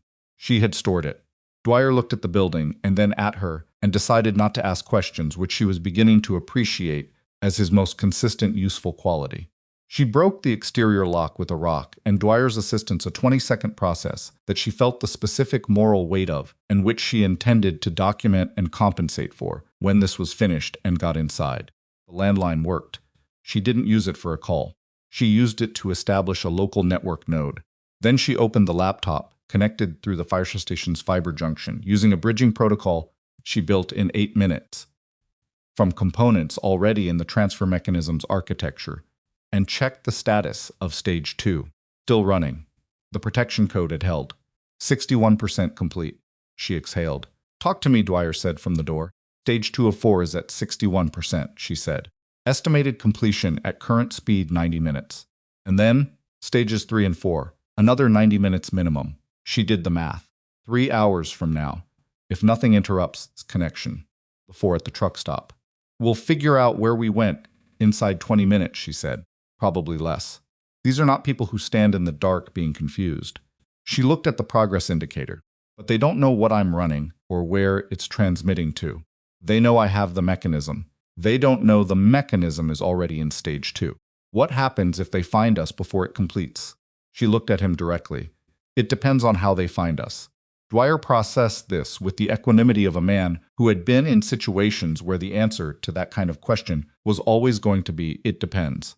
"I'm going to call Sergeant Cole," he said. "Keep it under a minute," she said. "And don't give a location." He stepped outside. She watched the progress indicator and thought about the geometry of the next 3 hours. The fire station had 2 entry points, the main vehicle bay doors and the personnel door she'd come through, and clear sight lines from the personnel door across 200 yards of empty field on 3 sides. The 4th side was a tree line that ran along the county road. She had no surveillance on the tree line. That was the problem. She thought about what she had. The laptop, the mechanism running, the protection code, Dwyer's sidearm, Walt's truck, a landline, and 3 hours. She thought about what Raines's 4 people had. Training equal to or greater than hers in some areas, current operational status, communications equipment almost certainly more sophisticated than a burner phone, and a very specific mandate: stop the mechanism from completing, which meant stop her. She thought about Petra somewhere in Portland, watching the Raines network traffic and feeding her updates. Pulled out the burner and called Petra back. "I'm in a different location," Nora said. "The truck stop was compromised." "I know." "I watched them enter the building on the network traffic pattern. They pinged 3 different cell towers in sequence, which means they're using a mobile coordination system. I can track it. Can you give me their position?" "Every 4 minutes when they ping," Petra said. "Last ping was 2 minutes ago. They were still at the truck stop, moving east on Route 9, east, away from her current position." "They're running the highway first," Nora said. "Looks like it. They'll double back when the highway doesn't produce." A pause. "Nora, there's something else. I've been in Raines's communication traffic for the last hour. He's not in Billings." She went still. "Where is he?" "He landed in Caldwell 40 minutes ago. Private airfield. He's at the hospital." "The hospital." "Cole." She was already standing when Dwyer came back through the personnel door. She looked at his face and saw he'd heard the same thing from a different direction. "Cole just called," Dwyer said. "A man presented himself at the hospital as a federal auditor. Badge looked real. He's on the 3rd floor, Raines," she said. Cole recognized him from a file photo. "He's not trying to run. He's at the hospital as a pressure point." Dwyer's voice was level and unhappy. "He knows you'll come back for the sergeant." She stood there for 2 seconds running it. Raines had split the operation, deliberately the primary team on her, to track and interrupt the mechanism, and Raines himself at the hospital as leverage. He came back. He caught her before the transfer completed. If she didn't, he had an injured military asset and a building full of civilians, and whatever he decided to do with that situation. He had read her correctly on one thing. She would not leave Cole in that building with Victor Raines. He had misread her on one thing. He thought that meant he controlled her timeline. She looked at the laptop. Stage 2 at 68%. How many people does Rains have with him at the hospital? She said. Dwyer shook his head, unknown. Cole saw one visible associate. Could be more. Dwyer, she said. I need you to drive back to the hospital. He looked at her. Alone? I need eyes and a presence on Cole's floor. Engagement presence. Rains is performing legitimacy. He came in with a federal badge. If there's a uniformed military escort visible on that floor, it complicates his ability to act overtly. And you? She looked at the laptop, looked at the door, looked at the county road map on the wall of the fire station, which showed a grid of farm roads she had not memorized but could read. I'm finishing the transfer, she said. Dwyer stared at her. You're going to sit here for 3 hours while Rains at the hospital is a problem I can solve after completion, she said. An incomplete transfer is a problem I cannot solve at all. She met his eyes. Everything I've been building for 4 years ends if this mechanism doesn't finish. Rains goes back to his network, his funding, his operations, and the next 3 people who try to build a case against him don't get 4 years, 4 months. The argument was true, and Dwyer knew it was true, which didn't make it easier to watch him absorb it. Cole won't like this, he said. Cole is a ranger, she said. He'll manage the situation on his floor until I'm done. Dwyer picked up the truck keys. 4 minutes between pings on the primary team, he said. You've got their location every 4 minutes through Petra. They come within 2 miles of your position. I'll move, she said. He looked at her for one more moment. Then he went out the door.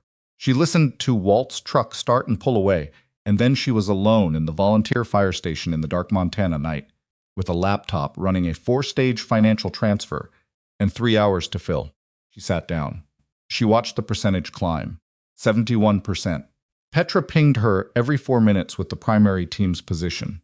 They were running Route 9 in both directions, which told her they were methodical and not panicking, which meant they were professionals managing a setback rather than operators who'd lost the thread.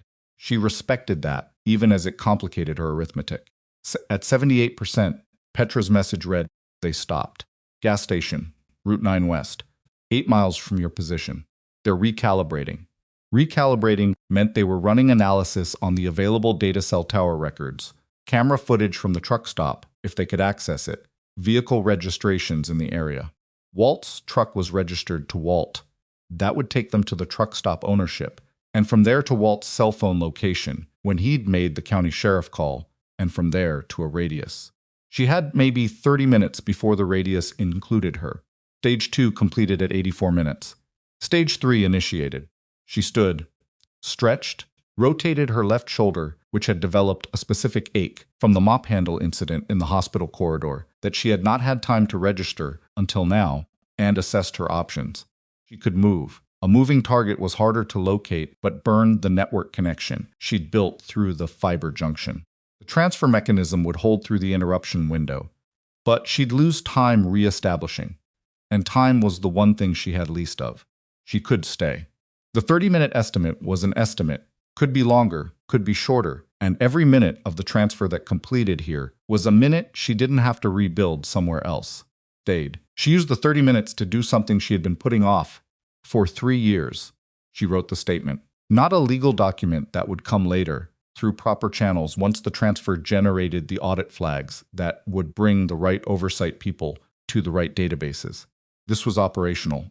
A clear, time-stamped account of everything she had personally witnessed during her 14 months as case officer for White Line, including specific dates, locations, transaction references, and the names of the 2 personnel listed in the casualty report that had never tracked right, because the reason it had never tracked right was that Victor Rains had ordered their deaths and then documented them as operational casualties.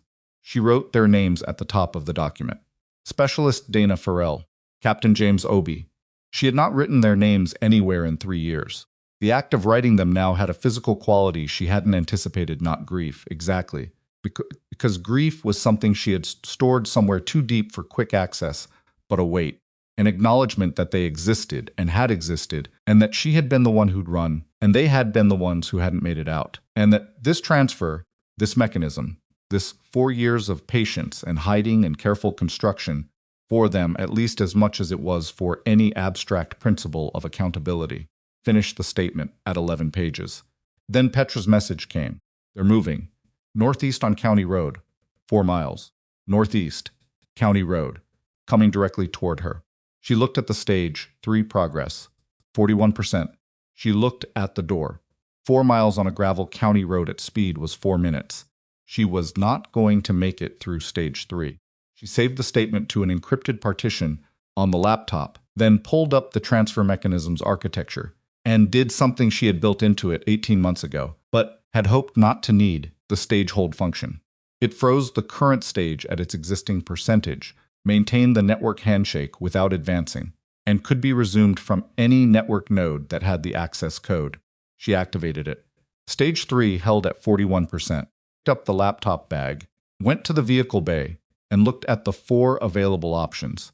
The personnel door she'd come in through, the main bay doors which were large and loud and visible from 300 yards, a small window on the north wall, and the roof access ladder.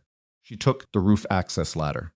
The roof of the volunteer fire station was flat composition over load-bearing steel, and it was cold, and from it she could see headlights on the county road approximately 3 miles out, moving at a pace that confirmed her estimate. She could also see, to the west, the distant ambient glow of Caldwell's outskirts, and to the south, nothing but dark field and tree line. She thought about Rains in the hospital. She thought about Cole on the 3rd floor. She thought about Dwyer, who had driven back alone, and who was one person against an unknown number in a building full of sick people. Thought about 41%. Then she stopped thinking about all of it and focused on the immediate problem. The tree line to the south was 60 yards from the building. Running across open ground to tree cover in darkness against approaching headlights was a calculation involving speed, distance, and light angle. She had run worse calculations in worse conditions. She went down the ladder, through the personnel door, and she ran. The field was uneven frozen ruts from tractor passes, patches of dead grass that were slicker than they looked, and she went down on her right knee at 20 yards, a hard fall that she came out of rolling, protecting the laptop, back on her feet, in 2 seconds running again. The headlights swept across the field and she went flat, pressing into the ground, and the light passed over her and moved on. And she was up again. She reached the tree line. She put her back against the first large trunk and watched the headlights reach the fire station. The vehicle stopped. 2 people got out. The other 2 stayed in the vehicle, positioned for perimeter coverage, which was correct tactical practice. The 2 who got out approached the personnel door. They found it open, because she had left it open, because a closed door takes time and a forced door leaves evidence, and she needed them inside the building long enough to serve a specific purpose. She pulled out the burner phone and called Petra. "I need you to generate a false position ping," she said. "Route 9 westbound, using the same cell pattern as my burner. Can you do that?" A pause. "I have a relay set up on the network. It'll look like you're moving west on Route 9 for about 6 minutes before the pattern breaks." 6 minutes is enough, she said. "Do it. Done," Petra said. "Also, Nora, Rains just used the federal auditor badge to request access to the hospital's server room. Process that in 1 second. The server room, the research portal, the fiber junction she'd used 4 hours ago to compress the dead drop message. He wasn't looking for Cole. He wasn't using Cole as leverage. He was looking for the network origin of the transfer.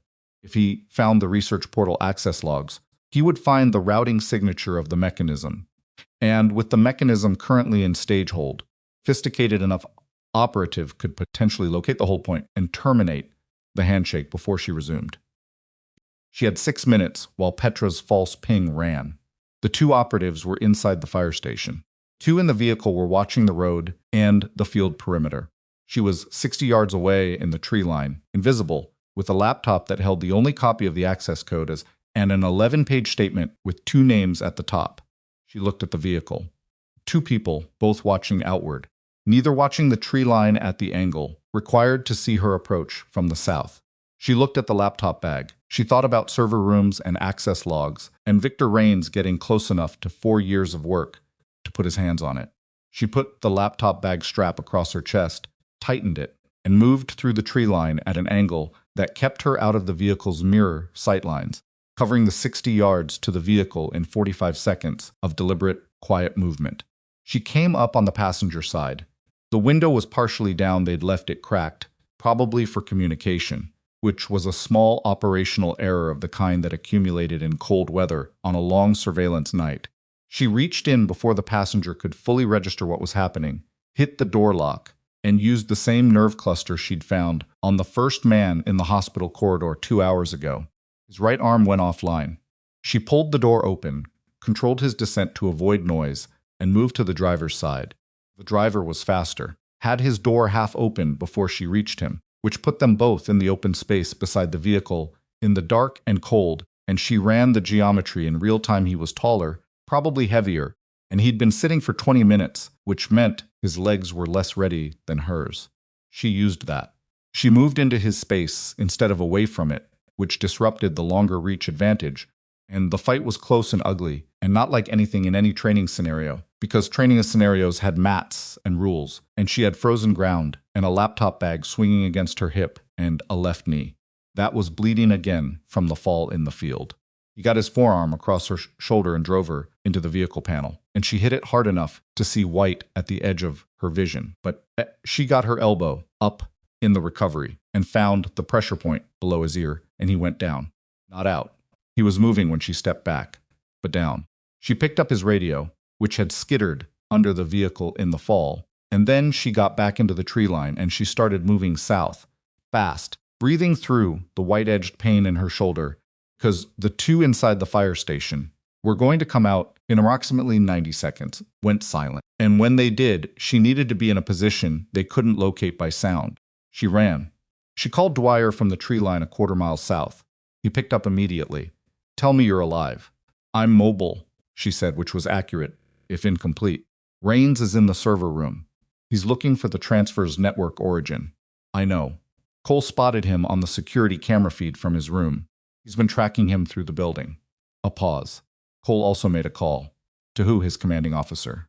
"And the Senate contact the woman from this afternoon." Dwyer's voice had something in it she couldn't immediately categorize. She'd already been moving. Apparently, the moment Cole said white line to her this afternoon, she made her own calls. Nora stopped walking. "What kind of calls?" she said. "Kind that have 3 federal investigators currently en route to Caldwell," Dwyer said. "ETA 40 minutes. 40 minutes. Stage 3 was at 41%, and she had a stage hold running and 3 hours left on the mechanism. She needed a network connection, 40 minutes of hold maintenance, and then the investigators arriving with jurisdiction." She looked around the dark field. She thought about the server room and Rains with access to the hospital's network and the research portal logs that could lead him to the routing signature. She thought about what happened if Rains found the hold point before the investigators arrived. Thought about Petra. "Petra," she said, switching to the other line. "Can you see what Rains is pulling from the server room access logs?" "He's in the research portal," Petra said.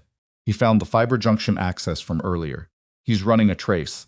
How long until he gets to the routing signature?" "The trace is moving through 3 layers. Maybe 20 minutes. Maybe less. He's not doing this himself. There's a remote technician on the other end feeding him commands." 20 minutes. The investigators were 40 minutes out. The gap was 20 minutes. She thought about what existed between her current position in a dark field and the Harlow General server room. She thought about 3 years of working the night shift in that building and learning every corridor and access point and camera blind spot, because that was what she did automatically in every space she occupied. She thought about the research portal, which she had accessed from the basement server room, but which had a secondary terminal on the 4th floor administrative wing. A legacy connection. A terminal that most of the hospital staff didn't know existed, in a room that was used for storage now, behind a door that hadn't been opened in 6 months, based on the dust on the handle the one time she'd checked. She was 6 miles from the hospital. She had Walt's truck keys in her pocket. She turned and started moving toward the county road. She needed to reach the hospital before Rains's technician reached the routing signature, get to the 4th floor secondary terminal, and either sever the research portal connection from that end, or, and this was the better option, reroute the trace to a dead address that would buy her the 20 minutes she needed. She had been inside that building for 3 years. Rains had been inside it for 2 hours. She found Walt's truck where Dwyer had left it on the county road shoulder when he'd gone back for coal, got in, and drove. Her shoulder ached from hitting the vehicle panel. Her knee was bleeding through her scrub pants. Her left shoe was still wet from the drainage ditch. She had 4 operatives behind her somewhere, in a dark field, and Victor Raines, 20 minutes ahead of her, in a building she knew better than he ever would. She drove. The hospital lights were visible from 3 miles out, amber and blue against the overcast sky, the same light she'd driven toward 600 times across 3 years of night shifts. Pulled into the back lot at the loading dock, which had no camera coverage on the east side, and which she had used exactly once before, on a night she'd helped unload a delayed medical shipment at 2A, because there hadn't been anyone else available. She took the loading dock entrance. She took the freight elevator to the 4th floor. She walked the administrative wing in the dark, moving past Drell's office with its slightly oversized nameplate, past the records room, to the storage room at the end of the hall with the door handle. The handle was not dusty. It had been wiped. She stopped, pressed flat to the wall beside the door, hand on the door frame, listening. Nothing. She pushed the door open from the side, staying against the wall, and the room was dark and full of stacked supply boxes and an old filing cabinet and the secondary terminal on the desk against the far wall, screen dimly active, and a man sitting at it, not Raines. Someone she didn't recognize, mid-30s, civilian clothing, the physical stillness of someone concentrating on a screen. Raines's remote technician, she realized, had not been remote. He had been here, in this building, on this terminal, the whole time, running the trace from inside rather than outside, which was faster and more precise and which she had not anticipated. The routing signature trace on his screen was at 73%. 7 minutes, he heard her. Turned. She was already inside the room. What happened in the next 40 seconds was not clean or precise or anything she would describe with satisfaction later. It was close quarters and ugly, and she took an elbow to the left side of her jaw that made her vision strobe, and she knocked a box of medical supplies off a shelf that crashed loud enough to be heard 3 rooms away, and she got him away from the terminal and down. And when she straightened up, her hands were shaking in the specific way. Hands that shook after adrenaline had been running at maximum for 3 hours, and the body was beginning to submit its invoice. She sat down in his chair. The trace was at 79%. She looked at the terminal, found the research portal interface, went into the routing table, severed the specific pathway Raines's trace was running through. The trace terminated. Error message. Connection lost.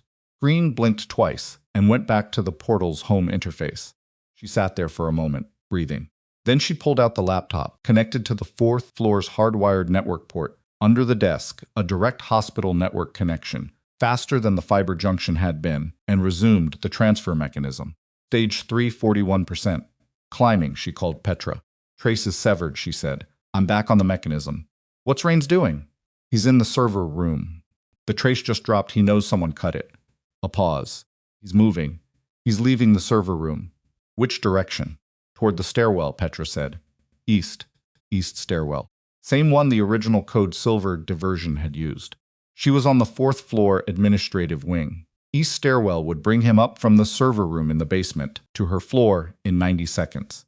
She looked at the man on the floor, conscious, managing the situation, not going anywhere. Immediately. She looked at the terminal screen. Stage 3 at 47%. Picked up the room's landline phone and dialed the hospital operator. This is 4th floor nursing, she said. I need security to respond to the administrative wing immediately. We have an unauthorized individual in the storage room, possible intruder, male, civilian clothing. She paused. And I need someone to check the stairwell access. East stairwell. There may be a second individual. She set the phone down. Then she opened the storage room door, looked both ways down the administrative corridor, and stood in the doorway with the laptop bag across her chest and the transfer mechanism running, and stage 3 at 52% and climbing. The east stairwell door at the end of the corridor opened. Victor Raines walked through it. She had not seen him in 4 years. He had aged in the way men aged when they spent years managing something they were afraid of losing, tight around the eyes, thicker through the jaw, specific physical quality of someone who had been clenching for a long time without acknowledging it.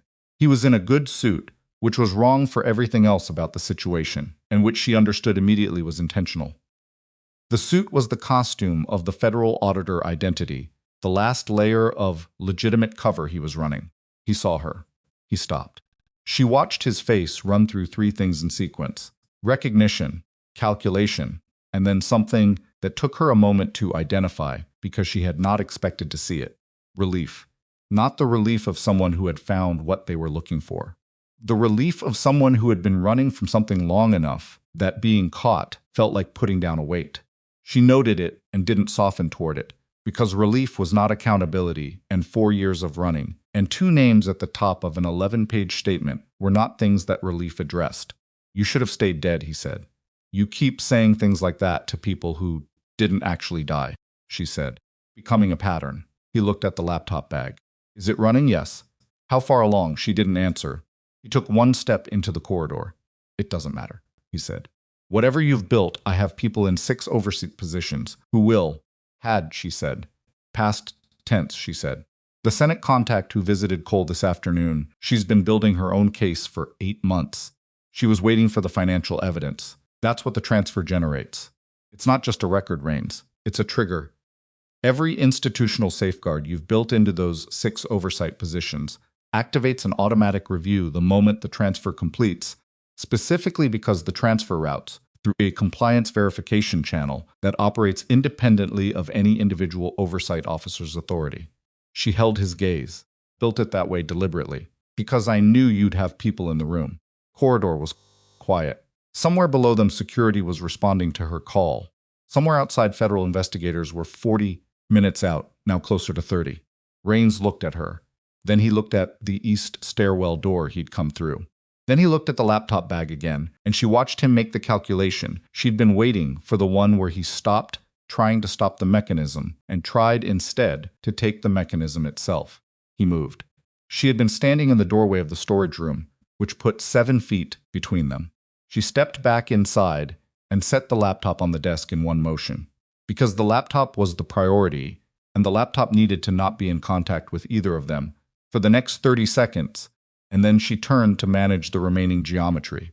He was faster than she'd expected. The suit was not just a costume under it. He was still the operative he'd been when she'd first been briefed by him 8 years ago, in a room in a city she no longer named. He covered the 7 feet with purpose, and she went sideways instead of back, which he hadn't anticipated, and his momentum carried him past her and into the filing cabinet. He hit it hard. She used the 2 seconds it bought her. Ply boxes that had been knocked off the shelf earlier were on the floor between them. Picked up the largest 150 pounds of individually wrapped surgical supplies, dense and awkward, and she didn't throw it. She set it down in the space between him and the desk where the laptop sat. Not a weapon. An obstacle. An obstacle he'd have to go around. And the path around it put him between the desk and the door, which was the wrong position. And when security's footsteps hit the corridor outside the storage room door, and the flashlight beam came through the gap, and the voice said, "Hello? Is someone in there?" Rains's calculation changed for the last time. Stopped. She stood on the other side of the supply box with the laptop behind her, and security in the doorway, and 30-something years of Victor Rains making decisions that prioritized Victor Rains compressed into one final moment of arithmetic. He couldn't take the laptop without going through her, and security simultaneously. He couldn't run the federal auditor identity past whatever Cole's commanding officer and the Senate contact had already set in motion. He couldn't reach the 6 oversight positions before the transfer completed and the automatic compliance review activated. He was wearing a suit that was too good for the room he was standing in, and he was standing in a storage room on the 4th floor of a regional hospital in Montana, and it was over. She could see the moment he understood it was over. It moved through his face the way things move through faces, when the body hadn't yet been told what the mind had already accepted. Then the second security officer appeared in the doorway, behind the first, and from somewhere down the corridor came the sound of the elevator opening, and she heard Dwyer's voice and Cole moving on crutches, which was not medically advised and which she would argue with him about later, and the corridor went from quiet to populated in 30 seconds. She looked at the laptop screen. Stage 3 at 71%. Rains put his hands up, not dramatically, not with any visible emotion, with the specific deliberateness of someone who had decided this was the only remaining move that served a purpose, and who was, even now, executing it correctly. She looked at him with the hands up, and she thought about Dana Farrell and James Obey and the casualty report that had never tracked right, and she didn't feel what she'd expected to feel. She felt the weight lift. Just slightly. Just enough to notice. Cole came through the storage room door on his crutches, looked at Rains, looked at Nora, looked at the laptop. Still running, he said. Yes, she said. How long? She checked the screen. 2 hours and 11 minutes. Cole looked at Rains. Rains looked at the wall. Security looked at everyone. Then we wait, Cole said. But Rains turned his head and looked at her. Not at Cole, not at security, at her. And what was in his face was not the expression she'd prepared for. It was not rage or defeat or the cold calculation of a man planning his next move. It was something she recognized from the years she'd spent reading faces under pressure, as the expression of a man who had just realized there was one thing she hadn't accounted for. The transfer completes, he said quietly, and everything you built goes into a compliance review. He paused. I spent 4 years making sure the right people understood that review as a preliminary step. He looked at her, not a final one. The room was silent. She looked at him. The Senate contact, she said slowly. The woman who came to see Cole. He said nothing. She ran it back. 8 months of independent case building, waiting for the financial evidence, positioned perfectly to receive exactly what the transfer generated. She had built the trigger. She had assumed the Senate contact was the right hand to put it into. Who is she? Nora said. Rain said nothing, but he didn't need to because the expression on his face, the one she'd read as relief, when he walked into the corridor, she understood it now. He hadn't been relieved to be caught. He had been relieved because he had been waiting to tell her this. Cole was very still. The woman who came to see me, he said, told her white line. He stopped. She already knew the name. I thought it was because she'd been briefed, but she already knew it before I said anything. He met Nora's eyes. I didn't catch it at the time. The laptop showed stage 3 at 74%. The mechanism was running. The transfer was going somewhere. And for the first time in 4 years, Nora Vance was not entirely certain it was going to the right place. She had seen seconds before the mechanism completed another routing cycle, and the data locked into the next transmission node 9 seconds, to decide whether to let it run or pull the stage hold. Pulled the stage hold. Stage 3 froze at 74%. Cole looked at her. What are you doing? Buying time, she said. Turned to Rains, the woman's name. Rains said nothing. His hands were still up. The security officers were still in the doorway, and he had the specific stillness of someone who understood that the currency he was currently holding had a very short shelf life, and he was deciding how to spend it. Her name, Nora said again, or I resume the transfer and we find out together what happens when it completes. Her name won't help you, Rains said. She's not the problem. The committee structure she operates under is the problem. She's one node in a system I've been building for 11 years. He paused. You built a mechanism that routes through a compliance verification channel. I helped design that channel. I know every pathway it uses. The room was very quiet. Then why? Cole said slowly. Are your hands in the air? Rains looked at him, then back at Nora. And for the third time, she read his face, not the surface performance of it, but the thing underneath, the thing that had been there since he walked through the stairwell door and found her in the corridor. He was tired. Not tactically exhausted, tired in the way people got when they had been maintaining something at great cost for so long that the cost had become the dominant experience of their life. She had spent 4 years hiding in a hospital in Montana. She knew exactly what that kind of tired felt like. You didn't come here to stop the transfer, she said. It arrived as a statement, not a question, because she was reading it in real time. And it was resolving into clarity the way complex things did when you stopped fighting the picture and let it form. You came here because you wanted me to find out about the Senate contact before it completed. Silence. You tipped your own operation, she said. 4 people on Route 9. The technician on the 4th floor terminal. You sent enough assets to be credible, but not enough to actually stop me. And when I was cornered at the fire station, you gave me 20 minutes before the primary team got there. 20 minutes I used to get here. She looked at him. You've been managing the timeline. Not to stop me. To make sure I arrived at the right building, at the right moment, to learn the right thing. Cole was absolutely still. Rains lowered his hands. Security moved, Cole said. Hold. And the security officers, responding to something in his voice that came from a different authority register than anything they encountered in a regional hospital held. She has a name, Rains said. Senator Patricia Mull. Senate Intelligence Subcommittee, minority ranking member, 8 years. She's not investigating me. She's been managing the investigation of me. controlling what surfaces and what gets buried.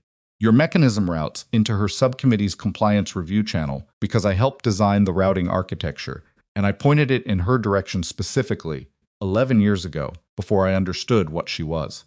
He met Nora's eyes. She's the reason Dana Farrell and James Obey are dead. Me. I gave the order because she told me they'd become a liability to the committee's interests. I have documentation. The room was processing. Nora stood very still. You have documentation, she said. 11 years of it. Encrypted. Distributed across 3 servers I maintain independently. He paused. I've been trying to build what you built, a mechanism that routes around her. That goes somewhere she can't reach. That activates a review she can't control for 4 years. Couldn't do it from inside. I couldn't get out from under her long enough to execute it without her knowing. He looked at Nora. But you built it from outside. You built it clean. And then you routed it straight into the one channel she owns. Cole spoke quietly. You want to redirect it. I want to give her the documentation, Rain said. Add it to what Nora built. And route the combined package somewhere Patricia Mull does not have an 11-year relationship with. Nora stood in the storage room with a stage-held transfer mechanism and a man who had ordered the deaths of 2 people she had been running from ever since. And she thought about the specific irony of the situation, which was not lost on her, which was in fact so sharp it had a physical quality. And she thought about Dana Farrell and James Obey, whose deaths Rains was now attributing to a senator, and she thought about the 11-page statement she'd written with their names at the top. She thought about what it meant to have been right about everything and wrong about the destination. Where's the documentation? She said. I'll give you the access protocol, he said. Right now, in this room. And then I go with the security officers, he said. Testify to everything. He paused. I am not asking for immunity. I'm not asking for anything except that the right people see the right package. Nora looked at Cole. Cole looked back at her with the expression of someone running the same geometry she was running and arriving at the same uncomfortable conclusion that the man who had ordered the deaths of people she cared about was currently the most useful person in the room, and that usefulness did not dissolve culpability, and that both things were true simultaneously, which was how the world actually functioned, and not how anyone wanted it to. Give me the access protocol, she said. He did. She worked for 40 minutes. Dwyer stood outside the storage room door. Cole sat in a chair that one of the security officers had found, his injured leg elevated on a supply box, watching her work without narrating it. The man she'd taken down was zip-tied with a cable management strap from the supply shelf, improvised and inelegant and functional. Rain sat against the far wall with a security officer beside him, and he watched the ceiling with the expression of someone who had made a decision and was done second-guessing it. The documentation was exactly what he'd described. 11 years of encrypted files, communication records, financial authorizations, and meeting summaries, the internal architecture of a machine that had been running beneath the official one, using the official one as cover. Mull's name appeared 341 times in documents that could not have been fabricated by anyone who didn't have access to her private committee correspondence. Dana Farrell's name appeared once, in a 3-line authorization that was the most concise articulation of casual murder Nora had ever read in a document. James Obey's name appeared twice. She read both entries without expression. She stored the expression for later, when there was time for it. She built the redirect in 22 minutes, using a routing pathway she'd originally constructed as a backup option, and never used because the primary channel had seemed secure. The backup routed through a Department of Defense Inspector General's office, specifically the sub-office responsible for oversight of intelligence contracting, which operated under a separate legislative mandate from the Senate committee structure and which could not be administratively suppressed by a sitting senator, regardless of subcommittee ranking. She merged Rains's documentation with her own mechanism. 11 pages with 2 names at the top became part of something larger. Stage 3 at 74% climbing. Cole watched the screen over her shoulder. How long? He said. 90 minutes, she said. He nodded. She looked at the laptop and thought about 90 minutes of sitting still, which was the last thing her body wanted to do, and the only thing the situation required. Her shoulder hurt in a specific way that would need imaging. Her knee had stopped bleeding but had stiffened. Her jaw, where Rains's technician had connected, was developing a quality she didn't want to think about until this was over. She sat back in the chair and let the mechanism run. Federal investigators arrived at 37 minutes, 3 of them out of Billings, with a 4th on the phone who was patched through to the storage room in a way that turned the small space into something between a crime scene and a deposition. They were thorough and professional, and they asked questions in the particular sequence of people who had been briefed in advance and were now filling in the architecture of what they'd already been told was there. Cole answered most of the questions about the hospital incursion. Dwyer answered questions about the fire station and Route 9. Nora answered questions about the transfer mechanism, the White Line program, and the documentation Raines had provided, and she answered them with the precision of someone who had been composing this testimony in her head for 4 years, and who did not need notes. Raines answered his questions with the same deliberate accuracy he'd shown since walking out of the stairwell. He didn't minimize his role. He didn't attribute more to Mull than the documentation supported. He gave the investigators a clear, linear account of 11 years of overlapping culpability, and he named names, and he corrected his own answers twice when he realized he'd been imprecise, a quality that Nora observed from across the room, and filed without comment. The mechanism completed at 2:14 a.m. She saw it happen on the screen stage. 4 progress reached 100%.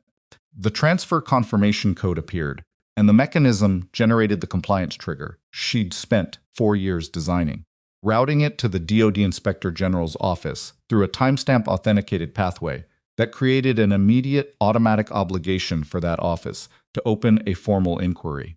The inquiry couldn't be stopped by anyone below the level of the DoD Inspector General herself, who was, according to Petra's last message, already aware of the incoming transfer, having been contacted 4 hours ago by Cole's commanding officer through a channel that had nothing to do with the Senate Intelligence Subcommittee. It was done. Nora sat back and looked at the confirmation code on the screen for a long moment. Code was 32 characters of alphanumeric authentication that meant nothing on its own and meant everything in context. She committed it to memory out of habit, then closed the laptop. Cole was watching her from across the room. "It went through," she said. He exhaled. Not dramatically, just the particular exhale of someone releasing something they'd been holding. She looked at Raines. He was looking at the floor. His hands were cuffed. Now one of the investigators had done it during the deposition, with the matter-of-fact efficiency of something that needed to happen and was happening. He looked at the cuffs and then looked up at her. She held his gaze. There were things she could have said in that moment, things she had composed in her head over 4 years of quiet Montana nights. In the particular way, you composed things you expected to never get to say. None of them felt right for the actual room, the actual man, the actual weight of what sat between them. She said, "Dana Farrell deserved better." He didn't look away. "Yes," he said, "she did. James Obey had a daughter," she said. "She's 7 now. She'll grow up not knowing what actually happened to her father." Raines had nothing to say to that. There was nothing adequate, and he was apparently no longer in the business of saying inadequate things. "She'll know," one of the investigators said quietly from the corner. "That's part of what the inquiry surfaces. Full accounting." Nora looked at the investigator. He was a compact man in his 50s, with the tired eyes of someone who had spent a career opening boxes that other people had worked very hard to keep closed. He nodded once, not reassurance, just acknowledgement. She picked up the laptop bag. They were in the hospital for another 3 hours. Statements, documentation, the procedural weight of a formal federal inquiry being initiated from a storage room on the 4th floor of a regional hospital at 2 a.m. Harlow General's administrator was called in, a thin, alarmed man named Douglas Park, who arrived in a coat over his pajamas and stood in the corridor with the expression of someone whose professional context had been completely evacuated and replaced with something he had no framework for.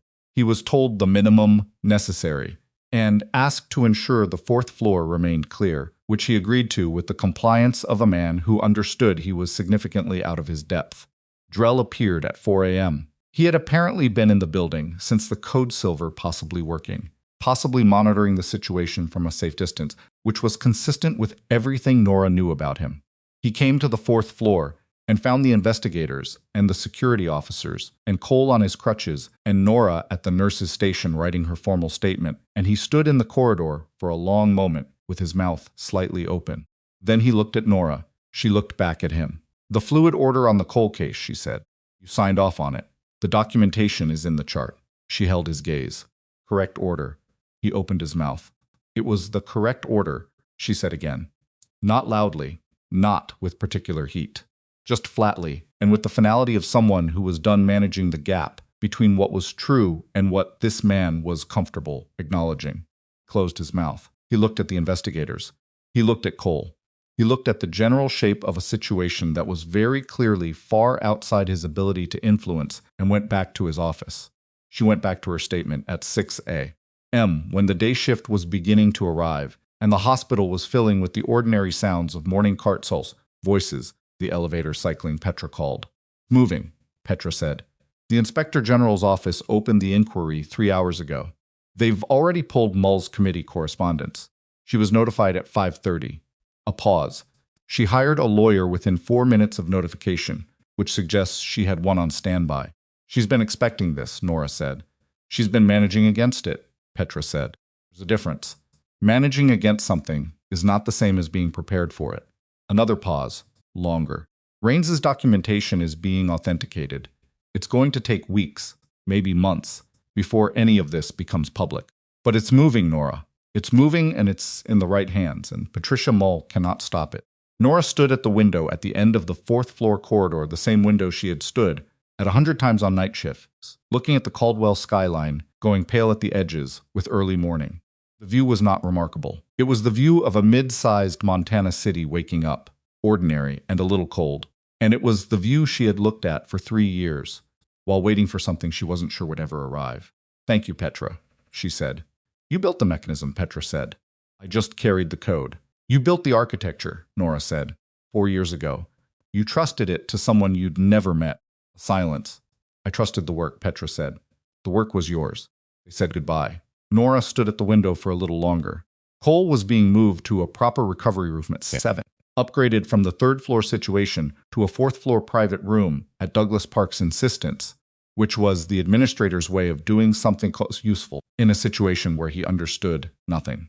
Rook went with Cole because no one had yet found the authority or the inclination to argue with Rook about anything. Nora went to Cole's room at 7:30, before the day shift fully took over, because there were things that needed to be said in the window before the official machinery consumed everything. He was sitting up. His color was better rest and proper treatment doing what they did. Rook was on the floor beside the bed and lifted his head when she came in. You should have that jaw looked at, Cole said. It's a bruise, she said. I've had worse. Your knee, Cole, she said. He stopped. She sat down in the chair beside the bed. She didn't do it gracefully, her knee protested, and she wasn't going to pretend it didn't. She sat in the chair and looked at him and thought about how to say the next thing which she had not rehearsed. You used a real injury to get into position, she said. You didn't know what you'd find when you got here. You didn't know if I was still operational, still sane, still worth finding. Came anyway. Rook wanted to come, he said. Rook was responding to your orders. Rook doesn't respond to orders he thinks are wrong, Cole said. He's done it twice. Both times I was wrong. He looked at the dog. When I told him we were going to Caldwell, he didn't hesitate. She looked at Rook. Rook looked back at her with the amber steadiness that she had stopped trying to categorize and was simply accepting as the particular quality of an animal that processed the world with more clarity than most people managed. I need to tell you something, she said, about the casualty report, about why it never tracked. You don't have to, she said, because it's in my statement and you're going to read it, and I'd rather you hear it from me first. She looked at her hands. Dana Farrell found the authorization, the one with her name on it. She found it 6 hours before Raines executed it. She told me. I had a 6-hour window, and I used 3 of it trying to build an extraction, and I was not fast enough. She paused. I got out. She didn't. That's the shape of it. The room was quiet. James Obie died, because he was with her when Raines's team came, she continued. He wasn't on the authorization. He was just there. Wrong place. Wrong hour. She looked up. The casualty report listed both of them as hostile action, which is technically what it was, just not the hostile action it implied. Cole was quiet for a long moment. You've been carrying that for 4 years, he said. I've been carrying it, she said. That's different from it being mine to carry forever. She didn't elaborate on the distinction. He was smart enough to understand what she meant. The statement names them both, she said, correctly. The inquiry will generate a formal record that accurately reflects what happened. Their families will have a real account. She straightened in the chair. Matters to me more than most of the rest of this. Cole said nothing, which was the right response to something that didn't need a response. After a moment, Rook stood up, walked to Nora's chair, and sat down beside it. Not on her foot, not pushing against her leg, just beside her, choosing a position. She put her hand on his head. She had not touched the dog deliberately since the trauma bay 3 days ago, when he'd raised his paw and begun the chain of events that had unraveled 3 years of careful invisibility. She had not let herself, because touching him felt like acknowledging something she hadn't been ready to acknowledge. Fur was coarser than it looked. He held very still under her hand, kept it there. The official part took longer than the functional part, which was always how it went. The DoD inquiry ran for 11 weeks. Patricia Mull resigned from the Senate Intelligence Subcommittee at week 3, citing health reasons that convinced no one, and was formally notified of criminal referral at week 7. Her lawyer's response was a 40-page brief that the inquiry office processed, with the patience of people who had seen 40-page briefs before. The brief did not change anything. Victor Raines was charged with 2 counts of conspiracy to commit murder, 7 counts of fraud involving government contracts, 4 counts of obstruction, and a range of ancillary financial crimes that the investigators kept adding to the list as the documentation Petra had helped Nora build over 4 years was cross-referenced against the records Raines had provided.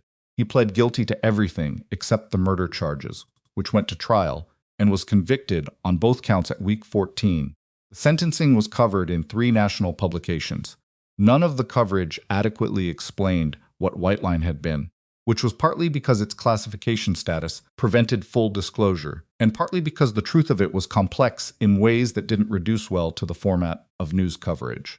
Nora read the coverage anyway, standing at the kitchen counter in her apartment with coffee she actually tasted, and thought that partial truth was still more than no truth, which was what existed before. Mull was indicted at week 9.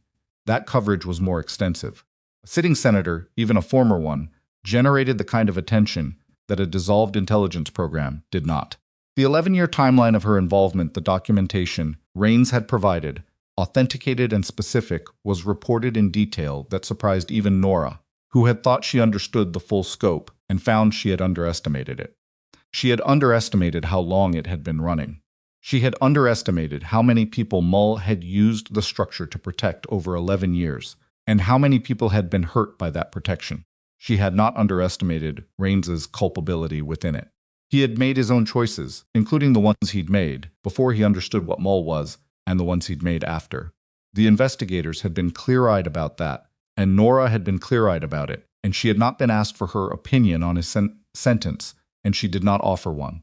Dana Farrell's family received formal notification at week 6. The full account, classified in some respects, was delivered to her mother and her brother through a military liaison that Cole had arranged personally. Nora was not present for that meeting. She had written a letter that the liaison delivered, and she had not been able to write it in a way that felt adequate, which she accepted as the natural condition of attempting to put certain things into words. James of Obi's daughter, whose name was Amara, received a formal correction of her father's service record at week 8.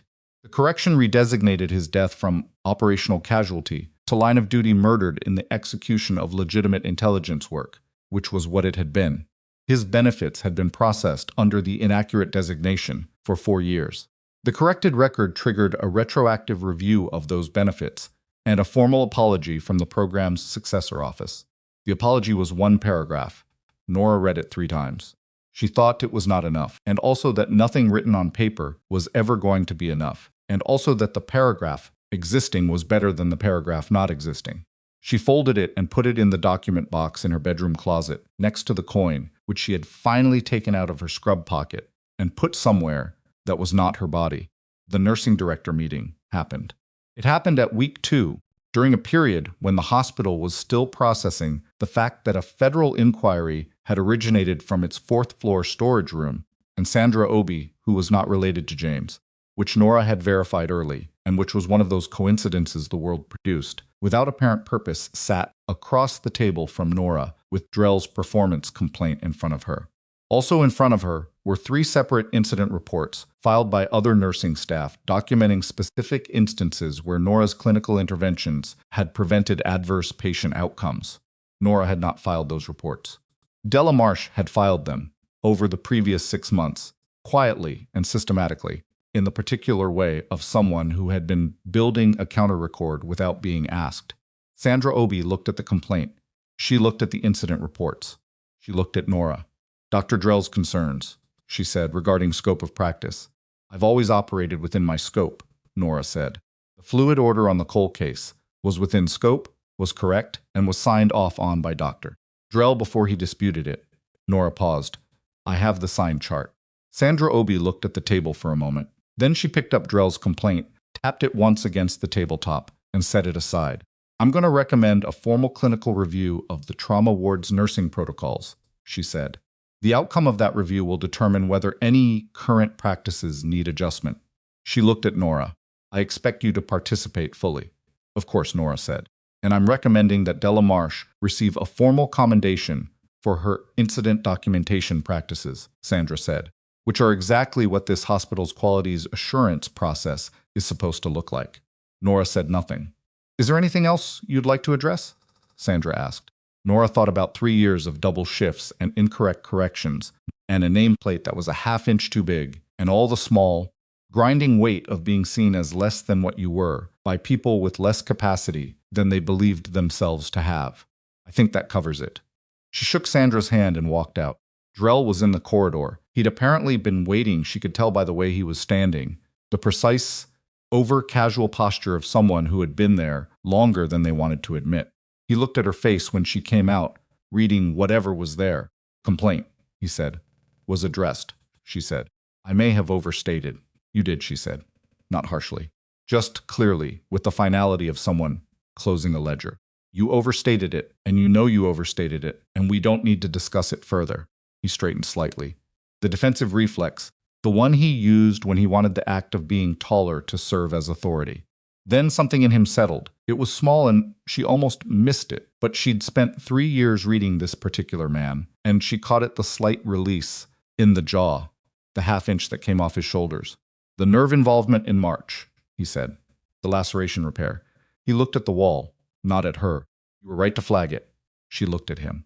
He still wasn't looking at her, but he'd said it. Thank you, she said. And meant it, because she was not someone who withheld credit from people who had finally arrived somewhere true, even if it had taken them longer than it should have. She walked away and didn't look back. Cole was discharged at week 3. He came to find her before he left. She was on shift, 4th floor, late afternoon, managing a post-op patient in 406 who had anxiety about his pain medication schedule and needed someone to sit with him for 20 minutes and explain the pharmacological logic in terms that made sense. She did it, and when she came out, Cole was in the corridor with Rook and his arm in a sling and a civilian jacket that didn't quite accommodate the sling correctly.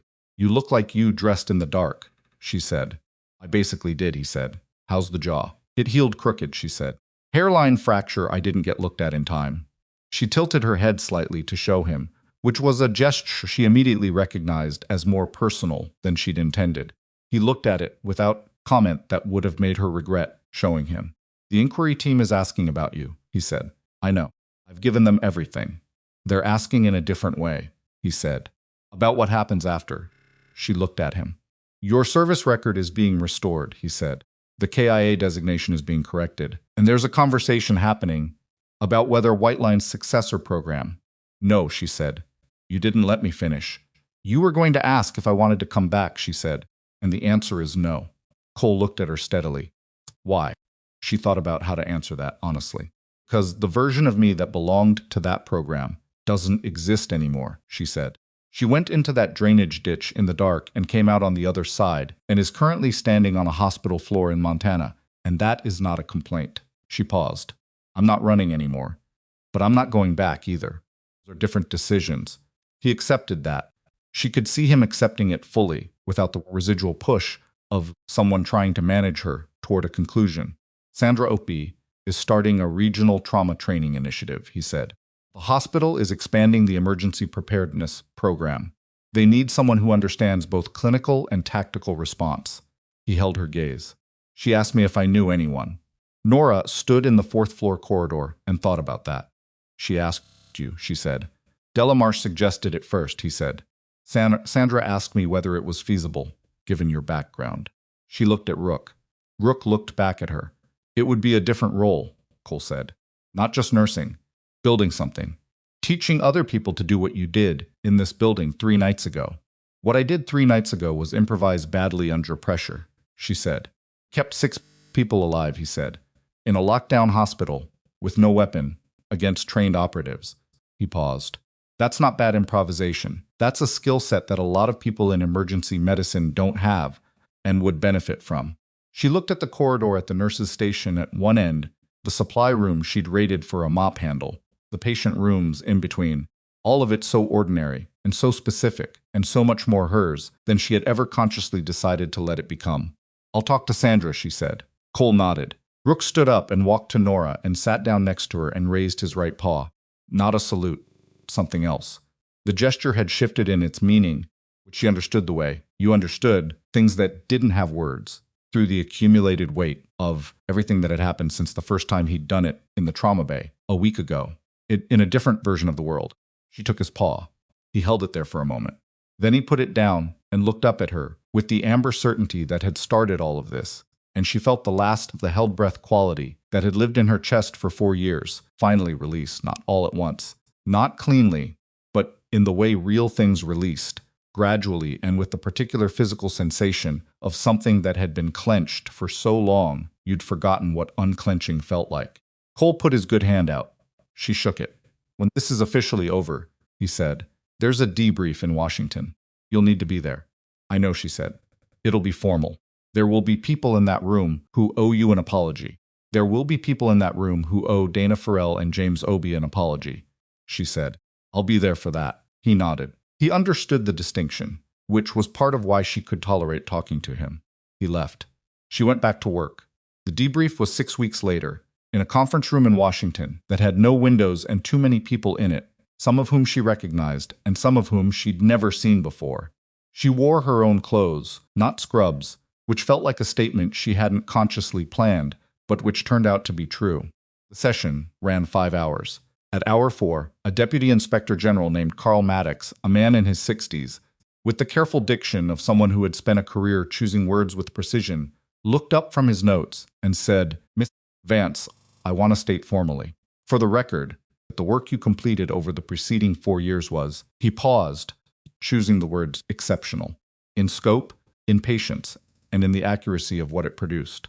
The room was quiet. She thought about every night shift, every time she'd made herself smaller, every fluid order signed off on by a man who'd then disputed it, every time she'd let a correction go uncredited because drawing attention was more expensive than being right. She thought about 3 years of being exactly what a specific building needed her to be, while also being everything she'd always been, held quietly inside, waiting. Thank you, she said. Maddox looked like he'd expected more, or different, and she understood that, because people expected a certain register of response from someone who had been waiting 4 years for a formal acknowledgement, expected release, or tears, or at minimum a speech.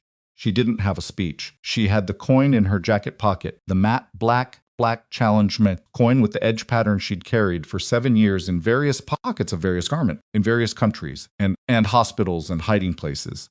She had not decided what to do with it. She wasn't sure it was a decision she needed to make today. She had the statement, already in the record, with 2 names at the top. She had Amara Obie, 7 years old, who would grow up knowing her father had died doing something real and had not been forgotten by the people who knew. She had a job offer at a hospital in Montana and a regional trauma program that needed to be built from the ground up, which was the kind of work she was actually good at and which would require her to be visible, specifically and deliberately visible, in ways that were going to be uncomfortable and necessary. She had the memory of a drainage ditch in the dark, and a fire station, and a mop handle, and a truck stop on Route 9, and the specific feeling of Stage 4 completing at 2:14 a.m. on a laptop in a storage room while an injured ranger sat across from her and didn't ask her to explain herself. She had 4 years of work that had finally landed in the right hands. She had, for the first time in longer than she could cleanly remember, nothing to hide. The woman who had spent 3 years being invisible, written off as a quiet night shift nurse who followed orders and disappeared into the background, dismissed before anyone had bothered to look, underestimated by people who had confused her silence with smallness, had not been invisible at all. She had been patient. She had been building. She had been waiting, with a coin in her pocket and a mechanism in her mind, and a very specific understanding of what it meant to be the person in the room that everyone assumed was the least dangerous. That was never smallness. That was always the strategy. She walked out of the conference room, when the session ended, into a corridor that had the particular institutional light of government buildings, and she stood for a moment in it, and she thought about Caldwell, Montana, and a fourth-floor trauma ward, and a dog that had recognized her across a crowded room and changed everything. Took the coin out of her pocket. She looked at it for a long time.